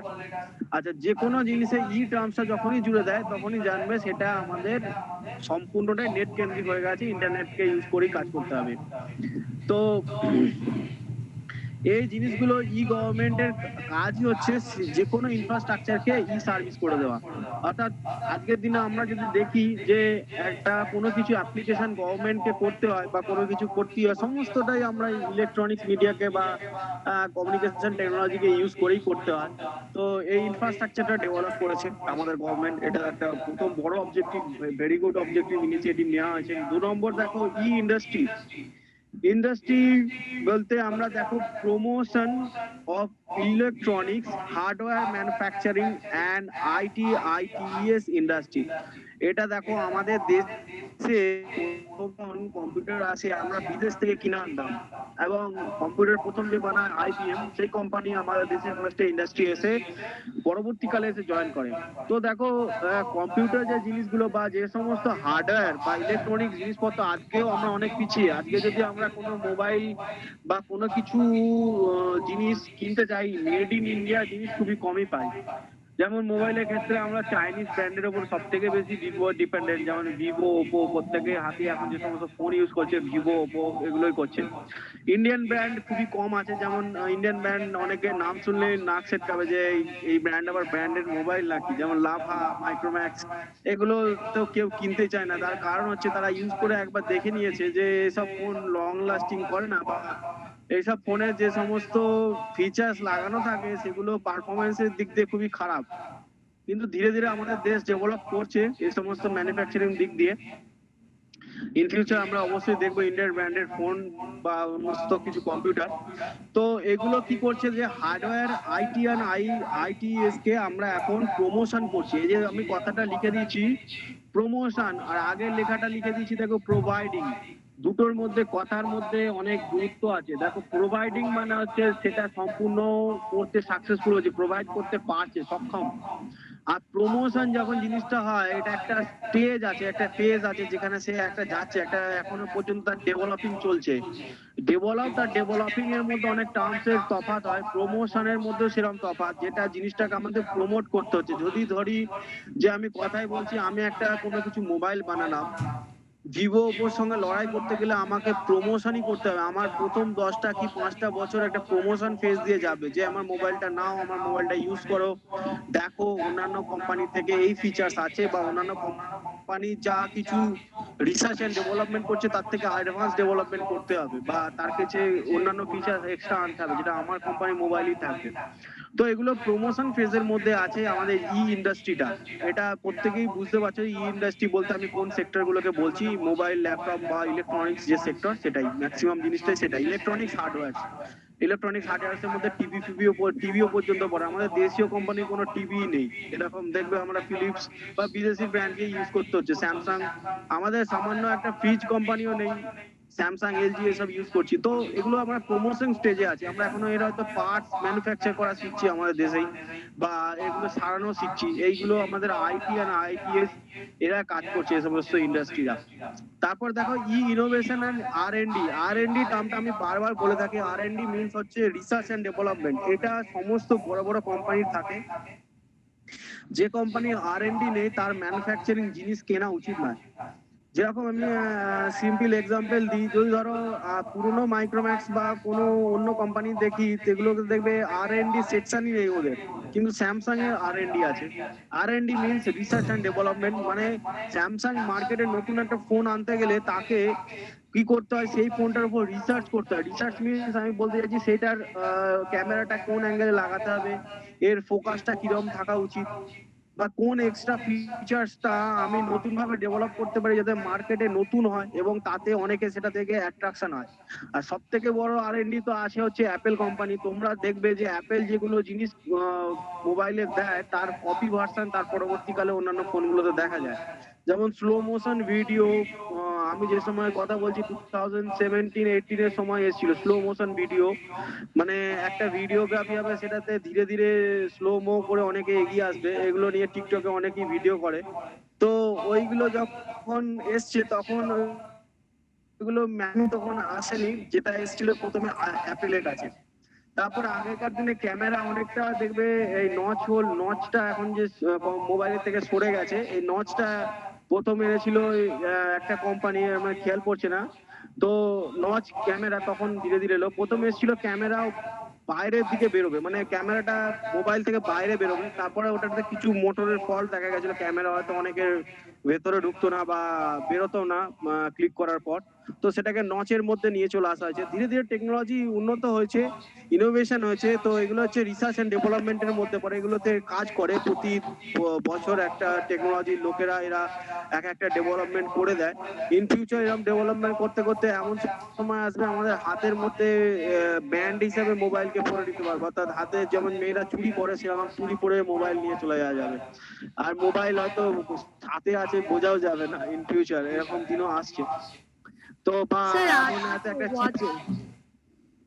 হ্যাঁ হ্যাঁ, ওটা তো ওয়াচ আছে, ওটা তো ছোট মোবাইল, ওটা তো সম্পূর্ণ হ্যাঁ, ওটা কিন্তু ছোট, ওখানে তুমি সম্পূর্ণ কাজ করতে পারো না। তো সেটা হয়তো একটা বড় সাইজে চলে আসবে হাতের মধ্যে, আমার তো মনে হয় আর কয়েক বছরের মধ্যেই চলে আসবে। আর একটা ফোন আমি এই সময় কিছুদিন আগে দেখছিলাম, সেটা হচ্ছে LG বানিয়েছিল, তবে তো কোম্পানি এখন শাট ডাউন করে গেল। সেটা হচ্ছে ড্রোন ফোন বানিয়েছিল, মানে ফোনটার পিছনে দুটো পাখা লাগিয়েছে এবং ফোনটা সেলফি নিচ্ছে উড়ে উড়ে, মানে একটা ধরো গোটা বড় কোনো কনসার্টে হচ্ছে, তো ফোনটা তুমি ছেড়ে দিয়েছো, ও উড়ে উড়ে সেলফি নিচ্ছে। তো এরকম অনেক কিছু ইনোভেশন তৈরি হচ্ছে, ধীরে ধীরে দেখা যাক কত দূর এগোতে পারে।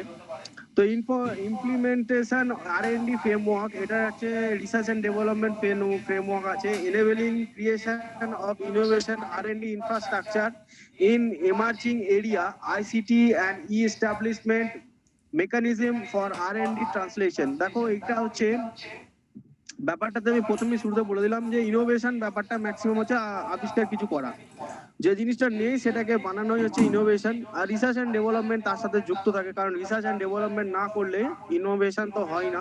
তো ICTর এস্টাবলিশমেন্ট মেকানিজম কি হবে, এগুলো সমস্ত কিছুই এনেবল কাজগুলো, ইনোভেশনের কাজগুলো থাকে। এটা ইনোভেশন আর R&D আমাদের দেশে তৈরি হয়েছে, ফ্রেমওয়ার্ক বানানো হচ্ছে। ইমপ্লিমেন্টেশন টার্মটার উপর প্রত্যেকে নজর দাও। ইমপ্লিমেন্টেশন মানে হচ্ছে কোনো কিছুকে নতুন ভাবে ইমপ্লিমেন্ট করা, অর্থাৎ চালু করা, অর্থাৎ ব্যাপারটা আমাদের দেশে এই রিসেন্ট বলতে পারো, যেটা অন্যান্য দেশে আগে থেকেই আছে, এগুলো ইমপ্লিমেন্ট করা হচ্ছে এখন নতুন ভাবে করা হচ্ছে। যেমন বলে না যে তোমাকে এই ব্যাপারটাকে ইমপ্লিমেন্ট করতে হচ্ছে, তোমাকে এই ব্যাপারটাকে নতুন ভাবে সংযোজন করতে হবে, তো মানে লাগু করতে হবে, যেটা বলতে গেলে। যেমন আমাদের দেশে একটা নতুন আইন চালু হলে ইমপ্লিমেন্ট করা হলো আইনটা, তো যেটা ছিল না, যেমন লকডাউন ব্যাপারটা ইমপ্লিমেন্ট করতে হয়েছে। তো এই ব্যাপারগুলো ইমপ্লিমেন্টেশন, এখন এইগুলো নিয়ে কাজ হচ্ছে, এগুলো এখনো ইনিশিয়াল স্টেজে আছে, শুরুর দিকে আছে, এটা ধাপে ধাপে এগোবে। তারপরে দেখো e-learning providing support for development skill and knowledge network. তো এগুলো কি করে, প্রোভাইড করে, এটাও দেখো প্রোভাইডিং স্টেজে আছে, মানে এটা ক্ষমতা এখন সক্ষম হয়ে গেছে। কি করছে, স্কিল অ্যান্ড নলেজ নেটওয়ার্ক। তো এখানে একটা জিনিস লক্ষ্য করো, আমরা কিন্তু কম্পিউটারের যে লার্নিংটা সেটা নিয়েছি হচ্ছে 1980 সাল থেকে। তার প্রধান বলতে পারো রাজীব গান্ধী, আমার খুব ভালো মতো মনে পড়ে। এখনো পর্যন্ত রাজীব গান্ধী ইনিশিয়েটিভ নেওয়া কম্পিউটার ট্রেনিং সেন্টারও আছে। তোমরা যদি কেউ শিখে থাকো হয়তো অনেকেই জানো যে কম্পিউটার ট্রেনিং সেন্টার তার নামে আছে, যেখানে সার্টিফিকেট কোর্স করানো হয়।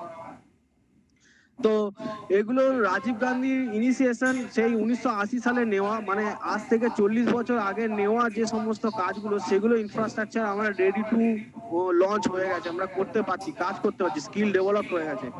কিন্তু industry, innovation and research and development এগুলো ইনিশিয়াল স্টেজে আছে, এগুলো এই সবে শুরু হয়েছে, এই সদ্য হয়তো 5-10 বছর হবে। এগুলো ডেভেলপিং স্টেজ। তোমরা যদি ইন ফিউচার তোমরা প্রত্যেকেই যদি লেট 2030-40 দিকে থাকো, সেই সময় তোমরা বুঝতে পারবে যে স্যার যখন আজকে 2021-এ গিয়ে পড়াচ্ছে, তো 2040-তে গিয়ে এই ব্যাপারটা শুনতে হবে যে স্যার তো এই সময় বলেছিল যে ইনিশিয়াল স্টেজে আছে, সেটা সেই সময় ডেভেলপ স্টেজে দেখতে হবে। সেই সময় আমরা সক্ষম হয়ে গেছি এরকম সেই সময় স্টেজে দেখতে পাবে। তখন তোমাদের মনে পড়বে যে এই ব্যাপারটা সেই সময় স্যার বলেছিল যে ইনিশিয়াল স্টেজে আছে। তারপরে দেখো সিকিউরিটি, স্ক্রিউইং ইন্ডিয়া সাইবার স্পেস। এটা দেখো আমি তোমাদের ক্লাসে শুরুতেই বলে দিচ্ছি, আমি প্রথম তো নেগেটিভ দিয়ে শুরু করেছিলাম ক্লাসে আজকে। সাইবার স্পেস, সাইবার যে থ্রেট আমাদের সিকিউরিটি, এটা তো আমাদের দেশে একটা বড় ধরনের চ্যালেঞ্জ। আমরা দেখো কম্পিউটার সম্পর্কে অতটা ডেভেলপ নয়, আমরা এখনো সিকিউরিটি বাইরের দেশ থেকে কিনি, যেমন ম্যাকঅ্যাফে বা এই সমস্ত যে মোবাইল কম্পিউটারে আমরা সব কিছু সিকিউরিটি লাগাই না, অ্যান্টিভাইরাস, এগুলো তো বাইরের দেশের টেকনোলজি। আর এই অ্যান্টিভাইরাস আমার কম্পিউটারে আদৌ ভালো কাজ করছে কি খারাপ কাজ করছে আমরা নিজেরাই জানি না। তো সম্পূর্ণ ডিপেন্ডেন্সি যতক্ষণ না আমরা বিদেশের থেকে না সরাবো, ততক্ষণ আমাদের দেশের সিকিউরিটি বলতে সেরকম ভাবে কিছুই নেই। যেমন আমি তোমাদের সেকেন্ড ক্লাসে হয়তো বলেছিলাম যে মোবাইল ইন্টারনেট যারা ইউজ করছে তাদের প্রাইভেসি বলতে আর কিছু থাকে না, তাদের নিজস্বতা আর কিছু নেই, সমস্ত কিছু ওপেন টু অল হয়ে গেছে। ফেসবুকে যারা আছে, যারা অন্যান্য টিকটক ভিডিও বা এই সমস্ত করে, তাদের প্রাইভেসি আর কিছুই নেই, তারা কোথায় বাড়ি সমস্ত কিছু গুগলের সার্ভারে আছে এবং গুগল চাইলেই সেগুলো অ্যাক্সেস করতে পারবে। তো সেকেন্ড ক্লাসে যেটা বলেছিলাম, যেমন আমরা ইন্টারনেট ইউজ করলে প্রাইভেসি থাকে না, তেমন কোনো কিছু কম্পিউটার বা ওয়েব বেসড আইসিটি বেসড কাজকর্ম করলে আমাদের তো সিকিউরিটিও সেখানে কতটা আছে সেটা সব থেকে বড় প্রশ্ন। নেক্সট হচ্ছে দেখো inclusion, promotion, use of ICT and more inclusive growth. That এখানে টার্মসটা আইটা মুছে গেছে, এটা ইন্টারনেট হবে। গ্রোথের পর ইন্টারনেট হবে, ওটা আই হবে, মাঝখানে ওখানে প্রিন্টের কিছু মিস্টেক আছে। Internet governance, enhancing India role in global platform of internet governance. দেখো এখানে এই শেষের কাছে ইন্টারনেট শব্দটা চলে এসছে। তো ইন্টারনেট গভর্নেন্স এটা হচ্ছে কি বলছে, ইনক্লুশন, প্রমোশন করছে, এটা দেখো আবার প্রমোশন। এই টার্মস গুলো আমি প্রত্যেককে ভালোভাবে লক্ষ্য করতে বলছি, আমি এগুলো লেখার পিছনে এই গুরুত্বগুলো অবশ্যই দেবে যে প্রমোশন মিন্স এটাকে আইসিটি কে আমাদের দেশকে প্রমোট করতে হচ্ছে। ইনক্লুসিভ গ্রোথের জন্য গভর্নমেন্টকে এটাকে কি করতে হচ্ছে, রোল গ্লোবাল প্ল্যাটফর্মে নিয়ে যেতে হচ্ছে। মানে আমরা তো আইটি সেক্টরে সমস্ত কিছু বিক্রি কেনা বেচা করেই পয়সা আর্নিং করি, ম্যাক্সিমাম ইনকামটা আমাদের ওই দিক থেকে আসে। আমরা দেখবে ট্রেডেতে অনেকটা পিছিয়ে, আমরা বিদেশে যে সমস্ত জিনিস কিনতে যাই তার থেকে বেশি আমদানি করি। যেমন আমরা খাবার তেল, এখন অনেকে যারা রান্না মানে বাড়ির হয়তো বাজার সম্পর্কে জানো যে রান্নার তেল 160-165 টাকা চলে গেছে। এর পিছনে কারণ হচ্ছে ব্রাজিল বা থাইল্যান্ড এই সমস্ত দেশেতে যেখানে প্রোডাকশন অফ তেল বা তাদের ক্রপ গুলো বা বলতে পারো ভোজ্য তেলের ওখানে ক্রপ খারাপ হয়ে গেছে বা সেখানে নষ্ট হয়ে গেছে, তার জন্য তাদের থেকে যখন আমাদের ইম্পোর্ট করতে হয়, তাদের দেশ থেকে যখন আনতে হয়, সেখানে আমাদের তেলটার পয়সাটা বলতে পারো 50% বেড়ে গেছে। যখন আমরা 100 টাকা কিনবো সেটা 150 টাকায় চলে গেছে, বলতে পারলে 50% গ্রোথ রেট চলে গেছে। সেরকমই আমরা এখন যারা বাইক চালায় তারা জানো যে 100 টাকা লিটার পেট্রোল হয়ে গেছে। এটা আমাদের নিজেদের কিনে আনতে হয়, যেগুলো কিনে আনতে হয় সেখানে সেই দেশে যা দাম হবে সেটাকে আমাকে পেমেন্ট করে আনতেই হবে। তো কিনে আনা জিনিস আর যেগুলো আমাদের ইম্পোর্ট করতে হয়, আমরা ইম্পোর্টটা বেশি করি, এক্সপোর্ট কম করি। তো ধীরে ধীরে এটার দিকে লক্ষ্য রাখা হচ্ছে যাতে আইটি সেক্টরকে আমরা গ্লোবালি, এই যে গ্লোবাল স্টাম্পটা নিয়ে এলাম, আমি প্রত্যেকটা কথা বলার পিছনে এই যে বুঝিয়ে দিচ্ছি তার পিছনে কারণে অনেক কিছু যে শব্দগুলোর মানে আছে যাতে তোমরা সহজে না ভুলে যাও। গ্লোবাল প্ল্যাটফর্মে আমাদের যে গভর্নমেন্টের যে কাজ বা ইন্টারনেট আমাদের আইসিটি যে কাজ, এটা যাতে পৌঁছে দিতে পারি সেটা আমাদের লক্ষ্যমাত্রা রাখা হয়েছে, ঠিক আছে? তো এখানে 12টা পয়েন্ট আছে। এই অবধি আমি যেটা পড়ালাম অবজেক্টিভ গুলো ভাস্টলি আলোচনা করলাম। কারো কিছু জানার থাকলে জানতে পারো, নেক্সট তারপর আমি পড়িয়ে দেবো বাকিরা।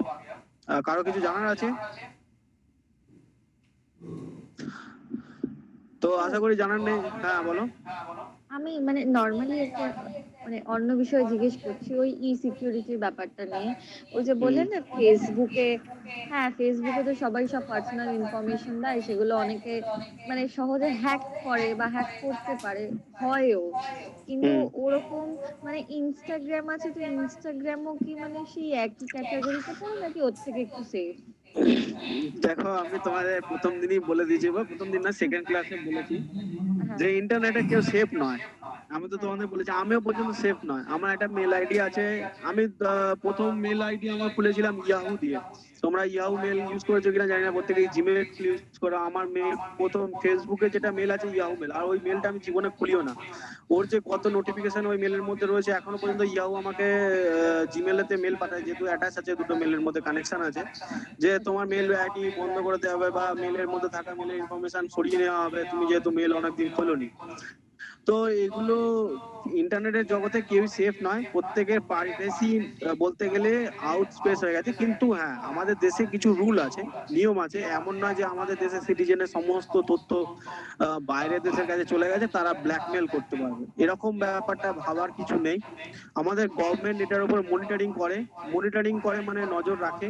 যেমন কিছুদিন আগে দেখবে আমাদের গভর্নমেন্ট স্টেপ নিয়ে টিকটক এই সমস্ত কিছু ব্যান করে দিল। কেন করে দিল? চায়নার সার্ভারে গিয়ে আমাদের ডেটাবেস তৈরি হয়ে গেছিল, সমস্ত কিছু চায়না সার্ভারে চলে যাচ্ছিল। তো আমাদের সেখানে সিকিউরিটি থ্রেট ছিল, আমাদের দেশের সিটিজেনের সিকিউরিটি থ্রেট ছিল। তো সেইগুলো গভর্নমেন্ট মনিটর রাখে, চিন্তা করার কিছু নেই।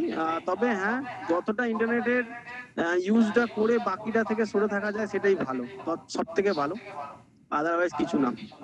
হ্যাঁ স্যার, মানে আর আমার স্যার, একবার হ্যাঁ বলো। হয়েছিল। হ্যালো। হ্যাঁ শুনছি, বলো। হ্যাঁ মানে আমার ক্ষেত্রে একবার হয়েছিল, মানে অনেক প্রথমে যখন আমি হুম। যে খেলাধুলো করতাম, তখন আমি সবে সবে একটা ফেসবুক অ্যাকাউন্ট খুলেছিলাম। হ্যাঁ, তো খুলে একটা ছবি মানে ট্রফি নিয়ে পোস্ট করেছিলাম। সাথে সাথে আমি কি মানে আমার ফ্রেন্ড রিকোয়েস্ট অজানা কেউ এসে সে আমাকে ফোন নাম্বারে ফোন করতে শুরু করে দিয়েছে। মানে আমি তখন ব্যাপারটা ঠিক বুঝতে পারলাম না কি হলো, মানে তখন তো একদমই জানি না এই বিষয়। সেই বাধ্য হয়ে সিমও বন্ধ করে দিলাম, ফোনও বন্ধ করে দিলাম, মানে হ্যাঁ, তখন তোমার অ্যাকাউন্টও বন্ধ করে দিলাম। মাই করা ছিল না, মানে সব ওপেন টু অল করা ছিল, সেই জন্য তোমার নাম্বারটা সবাই জানতে পেরেছিল। এখনো স্যার মানে আমি মাঝে মধ্যে দেখি যে ফেসবুক অ্যাকাউন্ট খুলতে গেলে বা যাই হোক ওরা মানে ফোন নাম্বার চায়, বাট ওটা তো শো করে স্যার। শো করে বলতে তুমি ওখানে গিয়ে একটা অপশন দেখতে পাবে, অনলি মি অপশন আছে ফোন নাম্বারটার কাছে। তো আচ্ছা সেখানে গিয়ে তুমি ওটাকে অনলি মি করে দিলে মানে শুধুমাত্র তুমি দেখতে পাবে, বাকি আদারওয়াইজ কেউ দেখতে পাবে না। তো ফেসবুক সবসময় ওই জিমেল আইডি বা ইমেল আইডি দিয়ে খোলাই ভালো, মোবাইল চাইলে সেটাকে স্কিপ করে দেওয়া ভালো। এখন আবার অনেক সময় দেখা গেছে যে মোবাইল ছাড়া কাজ করা যায় না, মোবাইল নাম্বার চাই তারা সিকিউরিটি পারপাস। হ্যাঁ, মানে ফেসবুক এটা ম্যান্ডেটরি করে দিয়েছে, মানে আমি খুলিনি যদিও, এখন নেই, মানে আমি জাস্ট কি বলবো কিউরিয়াসিটি ওটা করে। অনলি মি করে দেওয়াটাই ভালো। আচ্ছা হ্যাঁ হ্যাঁ, ঠিক আছে। দেখো 12 পয়েন্ট অফ ই গভর্নমেন্টস, 12টা পয়েন্ট আছে। দেখো, enhance ministry department to provide PC with software local area network must also to be set up. দেখো, এটা ministry of department and must be provide PC, মানে কম্পিউটার দিতে হবে। পিসি মানে হচ্ছে কম্পিউটার, বুঝতে পারছো? তো পার্সোনাল কম্পিউটারকে পিসি বলে। উইথ সফটওয়্যার দিতে হবে, উইথ লোকাল এরিয়া নেটওয়ার্ক দিতে হবে। এবং লোকাল এরিয়া নেটওয়ার্ক তোমরা জানো যে এটা মিনিস্ট্রিদের নিজস্ব কাজকর্ম করার জন্য, সেটা মিনিস্ট্রির মধ্যে থাকবে, বাইরে থেকে কেউ অ্যাক্সেস করতে পারবে না। তারপরে দেখো, all the staff PC provided with the adequate training. প্রত্যেক কম্পিউটার ইউজারকারীকে অ্যাডিকুয়েট ট্রেনিং দিতে হবে, যথাযথ শিক্ষা দিতে হবে, নাহলে তো যে কেউ অন্য কিছু ইনফরমেশন মিসপ্লেস করে দিতে পারে, নষ্ট করে ফেলতে পারে, কম্পিউটার সম্পর্কে তাদের নলেজ না থাকলে। তারপর দেখো, each ministry and department should start using office procedure autonomous automation to keeping a record, receipt, issue letter, movement of file in the department, payroll, accounting, other housekeeping software should be put to use day to day operation. তো দেখো, এটা দিনের দিন operation করার জন্য file কিভাবে transfer করতে হয়, রেকর্ড কিভাবে রাখতে হয়, পেরোল অর্থাৎ কি কোন কে স্যালারি পাচ্ছে তার অ্যাকাউন্টস রাখা, হিসেব রাখা, এই সমস্ত কাজগুলো এখন ডিপার্টমেন্ট কম্পিউটারের মাধ্যমেই করে। তারপরে দেখো 5 নম্বর হচ্ছে for internal meeting should be send by email. ধরো আমাদের মিনিস্ট্রির মধ্যে কোনো একটা মিটিং হবে, সেটা মেলের মাধ্যমে পাঠিয়ে দিল প্রত্যেকের কাছে। আগে কি হতো, চিঠি নিয়ে যেতে হতো দপ্তরে দপ্তরে, যে অমুক দপ্তরের সঙ্গে মিটিং আছে, চিঠিটা পাঠিয়ে দাও। সেটা পোস্ট করে হয়তো দেখা গেছে যে পোস্টে পৌঁছায়নি। এখন ইমেল করে দিলে সেটা একদম কনফার্ম যে সে ইমেল পাবে এবং সে সেই দিনকে হাজির থাকবে, এটা mandatory. Similarly submission of application for leave, কেউ ধরো ছুটি চাইছে, সে এখন আর চিঠি পাঠায় না, সে একদম মেল করে দেয় যে আমি ছুটি নিতে চাইছি এই কদিনের জন্য।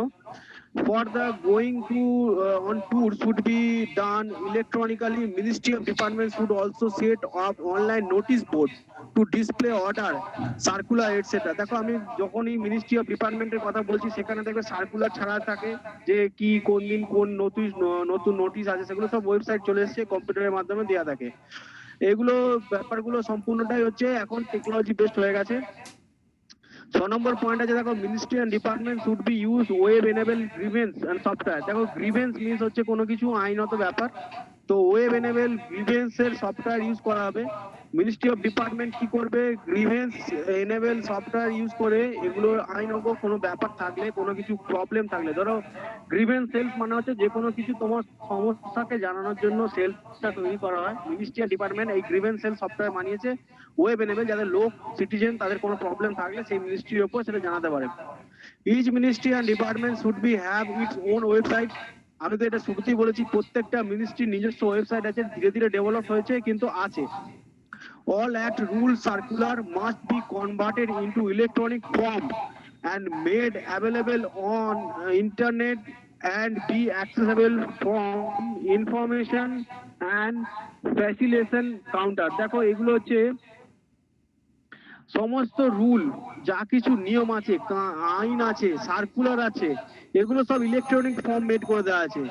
মানে এগুলো দেখার জন্য আজকে আমরা যদি দেশের আজকে আইপিসি মানে আমাদের যে সমস্ত সেকশনে কোনো কাউকে অ্যারেস্ট করা হয়, এই সেক্টরটা দেখার জন্য পুলিশ ডিপার্টমেন্টকে আর বই খুলতে হয় না বা কোনো কিছু ফাইল রাখতে হয় না।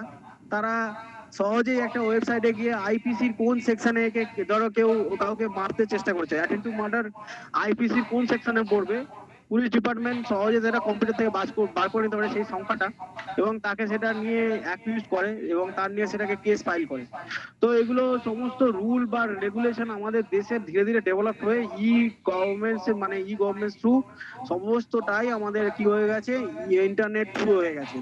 তারপর দেখো 9 নম্বর, website of ministry and department organization should be have forms to be used for আর অ্যাভেলেবেল। এই ফর্মের কথা বলেছি। আজকে যদি আমরা এই যে প্যান আধার যারা লিঙ্ক করেছো, তারা দেখবে একটা ফর্ম পেয়েছিলে, সেখানে প্যান আধার নাম্বার লিখতে হয়েছে, বা কেউ ভোটার কার্ড নতুন ভাবে অ্যাপ্লাই করে ফর্মের মাধ্যমে করে, ওয়েবসাইটে আছে, সেখানে গিয়ে নতুন ভোটার কার্ড হারিয়ে গেলে অ্যাপ্লাই করে। অনেকে এর মধ্যে যারা ক্লাস আছে তারা করেইছে, হয়তো জানে। 10 নম্বর হচ্ছে the Hindi version of the content on the website should as far as possible develop to simultaneously। আচ্ছা দেখো, আমাদের দেশ তো হিন্দি ভাষী লোকের সংখ্যা মেজরিটি। এটা হয়তো অনেকেই বলতে পারে যে হিন্দি আমাদের ল্যাঙ্গুয়েজ হিসাবে মানে দেশের ভাষা, জাতীয় ভাষা, কিন্তু এটা না। আমরা একটা হিন্দিকে ল্যাঙ্গুয়েজ হিসাবে ইউজ করি। এটা জেনে রাখা দরকার যে আমাদের দেশে কনস্টিটিউশনের নিয়ম অনুযায়ী 22টা ল্যাঙ্গুয়েজকে ল্যাঙ্গুয়েজ হিসেবে গ্রহণ করা হয়েছে। যেমন কোনো যদি তুমি কোথাও যাও, সেই রাজ্যেতে সেই রাজ্যের নিজস্ব ভাষা থাকতে হবে, কমিউনিকেশন ল্যাঙ্গুয়েজের জন্য ইংলিশ অবশ্যই থাকতে হবে, এবং মিডিয়াম হিসাবে হিন্দি থাকতে হবে। যেহেতু মেজরিটি হিন্দি আছে, তো জন্য হিন্দি থাকতে হবে। তো আমি প্রথমে বলে দিই, যদি কোনো রেল স্টেশনে যাও দেখবে ইংলিশ, হিন্দি অ্যান্ড বাংলায় লেখা থাকে আমাদের স্টেটের জন্য, যেহেতু আমরা বাংলা ভাষায় কথা বলি। আসামে যদি যাও, আসামিজ, হিন্দি আর ইংলিশ লেখা থাকে। তো টোটাল 22 ল্যাঙ্গুয়েজ আমাদের দেশের মান্যতা দেওয়া হয়েছে। তো সেই 22টা ল্যাঙ্গুয়েজকে যে সমস্ত স্টেট অনুযায়ী আছে, সেখানে সেই স্টেটের ভাষা আমাদের কমিউনিকেশন ল্যাঙ্গুয়েজ ইংলিশ আর সঙ্গে হিন্দি থাকে। তো হিন্দিতে আমাদের কোনো ওয়েবসাইটকে তৈরি করার চেষ্টা করা হচ্ছে যাতে মানুষের সুবিধা হয়, মেজরিটি লোকের সুবিধা হয়, কিন্তু এটা আমার মনে হয় ইংলিশ থাকাই উচিত কমিউনিকেশন হিসেবে। Next দেখো, each ministry and department would develop packages and subign the electronics delivery services to the public। পাবলিকের জন্য এটা সার্ভিসেস দিতে হচ্ছে, electronic service. Each ministry and department should have overall IT vision strategy, a 5-year period within which it could be detailed specified action plan target implement within 1 year. এটা বলে দিই 11 and 12 form কি বলতে চেয়েছে। দেখো আমাদের টোটাল জিনিসটাকে electronics করে দেওয়া হচ্ছে পাবলিকের জন্য।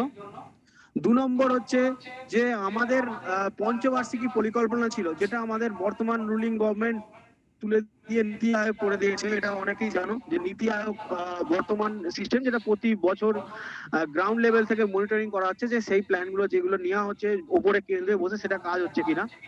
আগে এই নীতিটা ছিল হচ্ছে নেহেরুর সময় থেকে, যখন থেকে আমাদের দেশ স্বাধীন হয়েছে সেই সময় থেকে পঞ্চবার্ষিকী পরিকল্পনা নেওয়া হয়েছে, অর্থাৎ প্রতি 5 বছরকে টার্গেট করা হতো, এক একটা বিষয়কে ধরা হতো। যেমন এগ্রিকালচার ফার্স্ট টার্গেট করা হয়েছিল যে আমাদের দেশে এগ্রিকালচারটা আগে দরকার, তো এগ্রিকালচার নিয়ে ফার্স্টে টার্গেট করা হলো, এগ্রিকালচার ডেভেলপ হলো 5 বছরে। তারপরে ইন্ডাস্ট্রিকে টার্গেট করা হলো, ইন্ডাস্ট্রি ডেভেলপ হলো। তারপরে ধরো আইটি কে টার্গেট করা হলো, আইটি ডেভেলপ হলো। এরকম 5 বছর অ্যাকশন প্ল্যান নিয়ে নিয়ে আমরা এগোতাম। এটা অনেক লেন্দি প্রসেস হয়ে যেত, 5 বছর ধরে একটা কাজকে করতে হতো, যেটা নীতি আয়োগ এসে অনেক শর্ট টার্মে করে দেয়। এটা একটা ভালো দিক, কিন্তু 5 বছরের কাজটা আমার তো অতটা ভালো লাগে না, কারণ 5 বছর ধরে একটা কোনো একটা টার্মকে করা মানে অনেক দেশের সঙ্গে পিছিয়ে যাওয়া। তারপরে দেখো গভর্নমেন্ট টু গভর্নমেন্ট, এই যে ব্যাপারটা বলছিলাম G2G, একটু আগে পড়াচ্ছিলাম G2G ব্যাপারটা কি, এটা আমি এখানে লিখেছি 12টা পয়েন্টের পর এটাই আছে, কেননা এইগুলো তোমরা বুঝে যাবে যে গভর্নমেন্ট টু গভর্নমেন্ট ব্যাপারটা কি বলতে চাইছেন sir. Aim to efficient file routine quick search and retrieval of file and office order digital signature authentication form reporting component etc e-office project central government file movement across the department. এটা দেখো আমি তো একটু আগেই বললাম ওইখানে যখন পয়েন্টগুলো পড়াচ্ছিলাম যে গভর্নমেন্টের কোনো ফাইল থাকলে সেটা সহজে ট্রান্সফার করা, মানে যেমন আমরা এখন পিডিএফ ট্রান্সফার করে দিচ্ছি একটা গ্রুপের মধ্যে, সবাই নিয়ে সেটাকে পড়ছে, সেরকম ফাইল তৈরি করে দিলাম। ডিজিটাল সিগনেচার করে দিই, আমরা সই করে দিই, যেমন অনেকে আছে দেখবে ডেলিভারি হলো মোবাইলে এসে সই করে দাও যে ডেলিভারি তুমি রিসিভ করেছো, তো ওটাকে বলে ই সিগনেচার বা ডিজিটাল সিগনেচার, তো সেটা অথেন্টিকেশনে চলে যায়। এখন অনেকে আবার আধার দিয়ে বায়োমেট্রিক দিয়ে দেয় যে আমি এটাকে অ্যাক্সেস করি। যেমন কম্পিউটারে বায়োমেট্রিক আসার পর কি হয়েছে, অনেক অফিসে পৌঁছাতে গেলে অফিসে যে সিকিউরিটি সিস্টেম সেখানে বায়োমেট্রিক করা হয়েছে, যে আঙুলে ছাপ দিলে সেই ডিপার্টমেন্টের যতজন কাজ করে ততজনেরই বায়োমেট্রিক ছাপ দেওয়া আছে, বাইরে আদার্স কেউ চাইলেও সেখানে অ্যাক্সেস করতে পারবে না। সেই জন্য বায়োমেট্রিক সিস্টেমটা ডেভেলপ করেছে, এটাও আইটিসির মধ্যে পড়ে।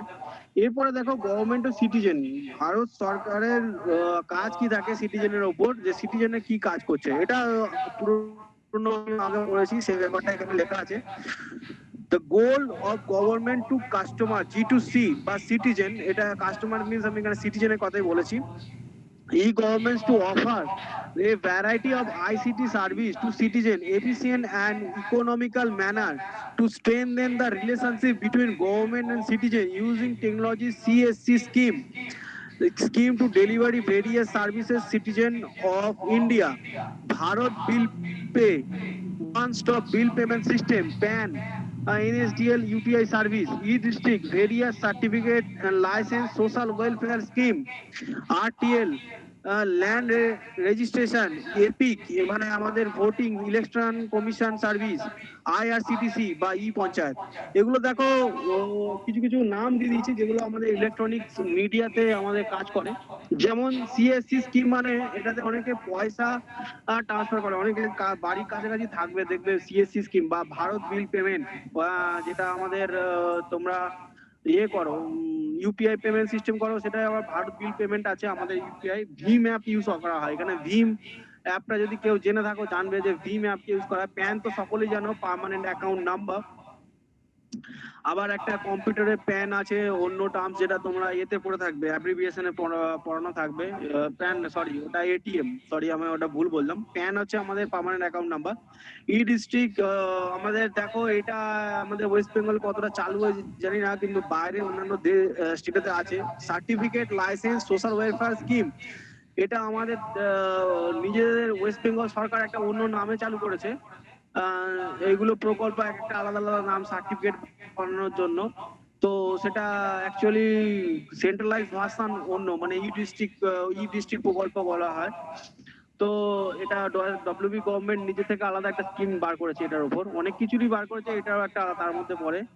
আরটিএল ল্যান্ড রেজিস্ট্রেশন এটা তো আমাদেরও আছে, যেমন বাংলার ভূমি, এটা যদি কেউ সার্চ করে তার বাড়ির জমির নম্বর যদি তার জানা থাকে, সেখানে তার মালিকানা কি সবকিছু এখন গভর্নমেন্ট ওয়েবসাইটে দেওয়া আছে। বাংলার ভূমি বলে সার্চ করবে, সেখানে তোমার যদি বাড়ির যার নামে জমি সেখানে যদি নম্বরটা জানো, সেই নম্বরটা যদি পুট করো এবং কোন মৌজা বা কোথায় থাকো সেটা যদি পুট করো, সমস্ত ডিটেলস সেখানে দেওয়া আছে, কে মালিক আছে সবকিছু দেওয়া আছে। এপিক মানে আমাদের ইলেকশন কমিশন না, ভোটার কার্ডের কথা বলা হয়। এটা তো সবাই জানো, ভোটার কার্ড অ্যাপ্লাই করা যায় এখন অনলাইনে, এখন তো ডিজিটাল কার্ড চলে এসেছে।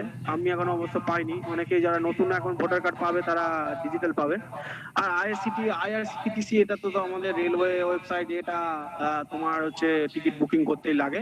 আর ই পঞ্চায়েত তো সবাই জানো। ও আরো বাকি আছে দেখো নিচে, e court mission model project, MMP আছে। ই কোর্ট মানে আমরা এখন কোর্টের জন্য কোর্টে দ্বারস্থ হয় না, কোর্টের কিছু কাজ থাকলে সেটা আমরা গ্রিভেন্স করে দিতে পারি।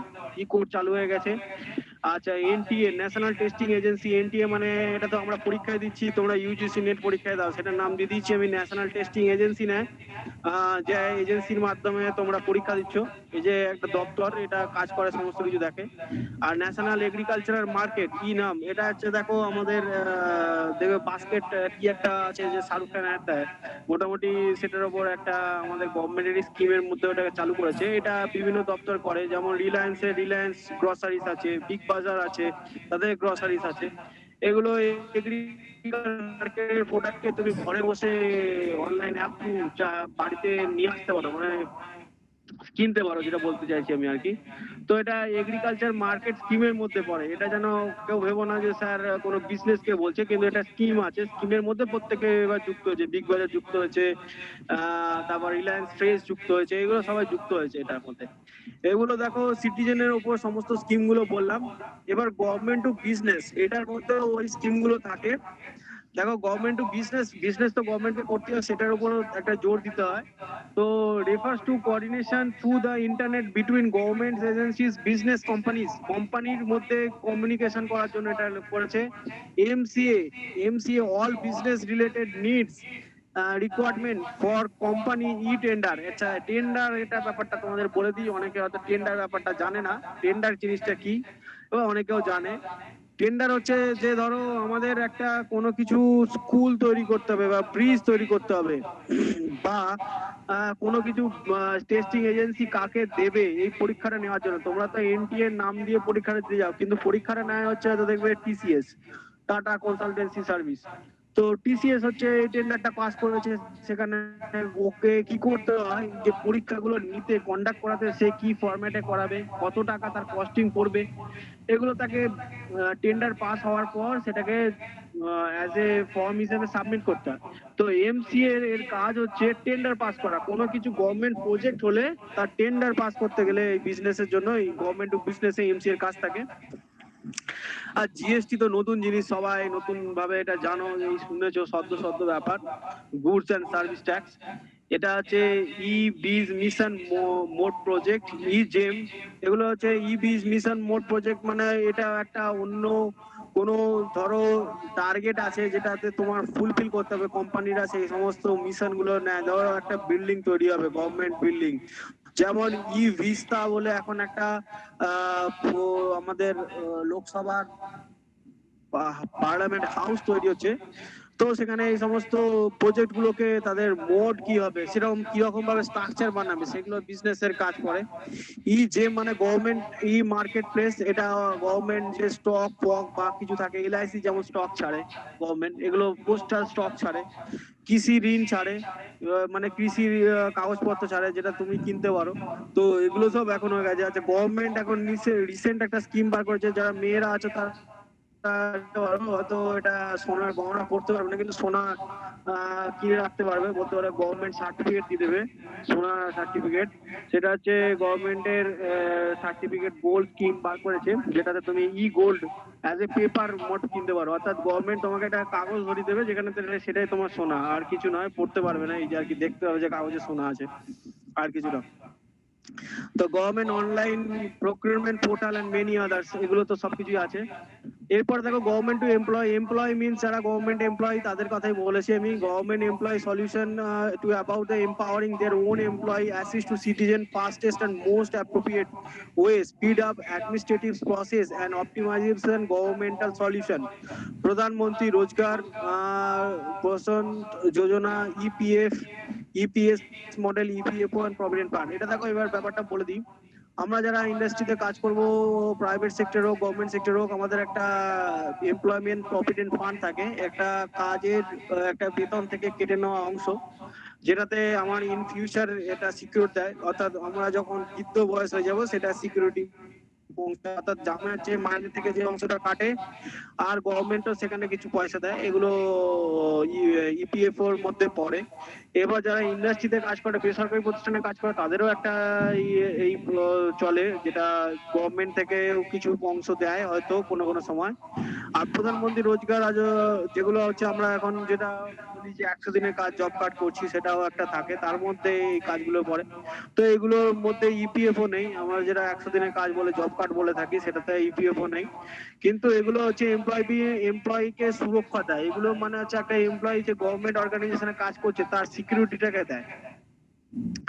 এরপর দেখো 5 বছরের প্ল্যান, ই প্ল্যান। আচ্ছা এখানে অব্দি কারো কোশ্চেন, তারপর আমি নেক্সট পেজে চলে যাব। এখানে অব্দি কারো কোশ্চেন? গভর্নমেন্ট টু গভর্নমেন্ট এটা একটু বলে দিন না আরেকবার।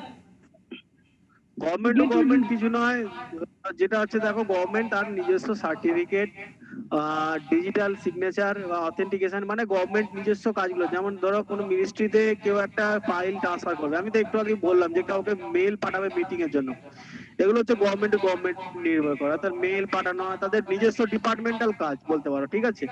আদার্স কিছু না। ডিফেন্স সেক্রেটারি বা ডিফেন্সের লোক বলবে যে আমার জম্মু কাশ্মীরের ডিফেন্সের লোককে এটা জানিয়ে দাও যে ওখানে মিলিটারি এই জায়গায় এমপ্লয় করো, তো এগুলো মেলের মাধ্যমে পাঠিয়ে দেয় বা অন্য কোনো সিস্টেমের মাধ্যমে পাঠিয়ে দেয়, এগুলো তো গভর্নমেন্ট টু গভর্নমেন্ট কাজ। আচ্ছা দেখো 5 ইয়ার প্ল্যান 2006 to 11, আমি এটা গভ ন্যাশনাল গভ নিয়েছি, কারণ হচ্ছে এই সময় আমাদের ডেভেলপিং ফেজ থেকে স্ট্যান্ডার্ড ফেজে চলে এসেছিলাম। তো national government plan started makes all government to service accessibility common man his locality through common service delivery outlet, ensure efficiency, transparency and reliability। তো এটা হচ্ছে দেখো 5 বছরের প্ল্যান নেওয়া আছে, 11th 5 ইয়ার প্ল্যানের মধ্যে পড়ে 2006 to 2011, তার আগে 10টা 5 ইয়ার প্ল্যান চলে গেছে। তো এই গভর্নমেন্ট অ্যাক্সেসিবিলিটি কি করছে? Initiative under NEGP state wide area network connect to all state, এটা একটা খুব বড় ইনিশিয়েটিভ, এটা আমাদের জানতে হবে যে ধরো আমাদের দেশের মধ্যে তখন সেন্ট্রাল গভর্নমেন্টের সঙ্গে কমিউনিকেশন ছিল বাই ফোন, আমি তো ফোনের কথা বলেছি যে সমস্ত স্টেটের সমস্ত মন্ত্রীর সঙ্গে কানেক্ট করা থাকে। এরপর নেটওয়ার্ক কানেক্ট করে দিয়েছে, যেখানে কম্পিউটারে ওয়াইড এরিয়া নেটওয়ার্ক, এটা তো তোমাকে বলেছি ল্যানের কাজ নয়, যেহেতু সমস্ত স্টেটের মধ্যে দিয়ে এই কেবলটা কানেক্টেড হবে সমস্ত কম্পিউটারের সঙ্গে, তো কানেক্ট টু অল স্টেটের মধ্যে ডেটাবেসের সঙ্গে কানেক্ট থাকে, অর্থাৎ ওয়েস্ট বেঙ্গলে থাকা মমতা ব্যানার্জির সঙ্গে মোদির কম্পিউটারে কানেকশন আছে, অর্থাৎ সে চাইলে তাদের দুজনের মধ্যে কমিউনিকেশন করতে পারে।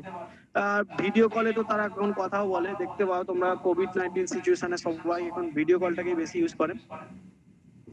স্টেটের মধ্যে স্টেটের কাজ থাকে, যেমন ধরো স্টেট ডেটা সেন্টার, যদি একটা স্টেটের মধ্যে থাকা দপ্তর যদি চায় সমস্ত ডিএম এর সঙ্গে কানেক্ট থাকে, ডিস্ট্রিক্ট ম্যাজিস্ট্রেটের সঙ্গে কানেক্ট থাকে, স্টেট ডেটাবেস বলে এটাকে, হোস্ট গভর্নমেন্ট অ্যাপস কাজ হয় এটা। আচ্ছা একটা জিনিস বলি, তোমরা যে ব্যাংকে গিয়ে টাকা ফেলো বা ব্যাংকে যে পয়সা জমা দাও, এটা কিন্তু সেই সমস্ত ব্যাংকের ওয়াইড এরিয়া নেটওয়ার্ক। এরকম যদি কেউ কোশ্চেন করে যে স্যার ওয়াইড এরিয়া নেটওয়ার্কটা আমি বুঝতে পারিনি, লোকাল এরিয়াটা তো বুঝতে পেরেছি যে একটা ছোট এরিয়ার মধ্যে কানেকশন, কিন্তু ওয়াইড এরিয়াটা কি? তো ওয়াইড এরিয়াটা বলে দিই, পাঞ্জাব ব্যাংক, ধরো আমার কাছে বাড়ির সামনে আমার পাঞ্জাব ব্যাংক আছে, পাঞ্জাব ব্যাংক কি করে তাদের যত পাঞ্জাব ব্যাংক ব্রাঞ্চেস আছে অল ওভার ইন্ডিয়া, তো তাদের একটা নেটওয়ার্ক কানেক্টিভিটি আছে, অর্থাৎ তুমি এখানে যদি 5,000 টাকা জমা দাও, এটা অন্ধ্রপ্রদেশে থাকা একটা ব্যাংকের এমপ্লয়ি বসেও দেখতে পাবে, সে শুধু তার অ্যাকাউন্ট নাম্বার জানতে হবে। তো 5,000 টাকা জমা দিলে তুমি ওয়েস্ট বেঙ্গলে জমা দিচ্ছ, ওখানেও দেখতে পাবে। তো একটা হচ্ছে ওয়াইড এরিয়া নেটওয়ার্ক কানেক্ট করা আছে, অ্যাক্সেস সে করতে পারে, সে দেখতে পারে। তো এগুলো কি হচ্ছে ওয়াইড এরিয়া নেটওয়ার্কের কানেক্টিভিটির মাধ্যমে তৈরি হয়েছে। এগুলো আমাদের খুবই ডেভেলপমেন্ট স্টেজ হয়ে গেছে, আমরা এটা সমস্ত জায়গায় এখন সার্ভিস পাই।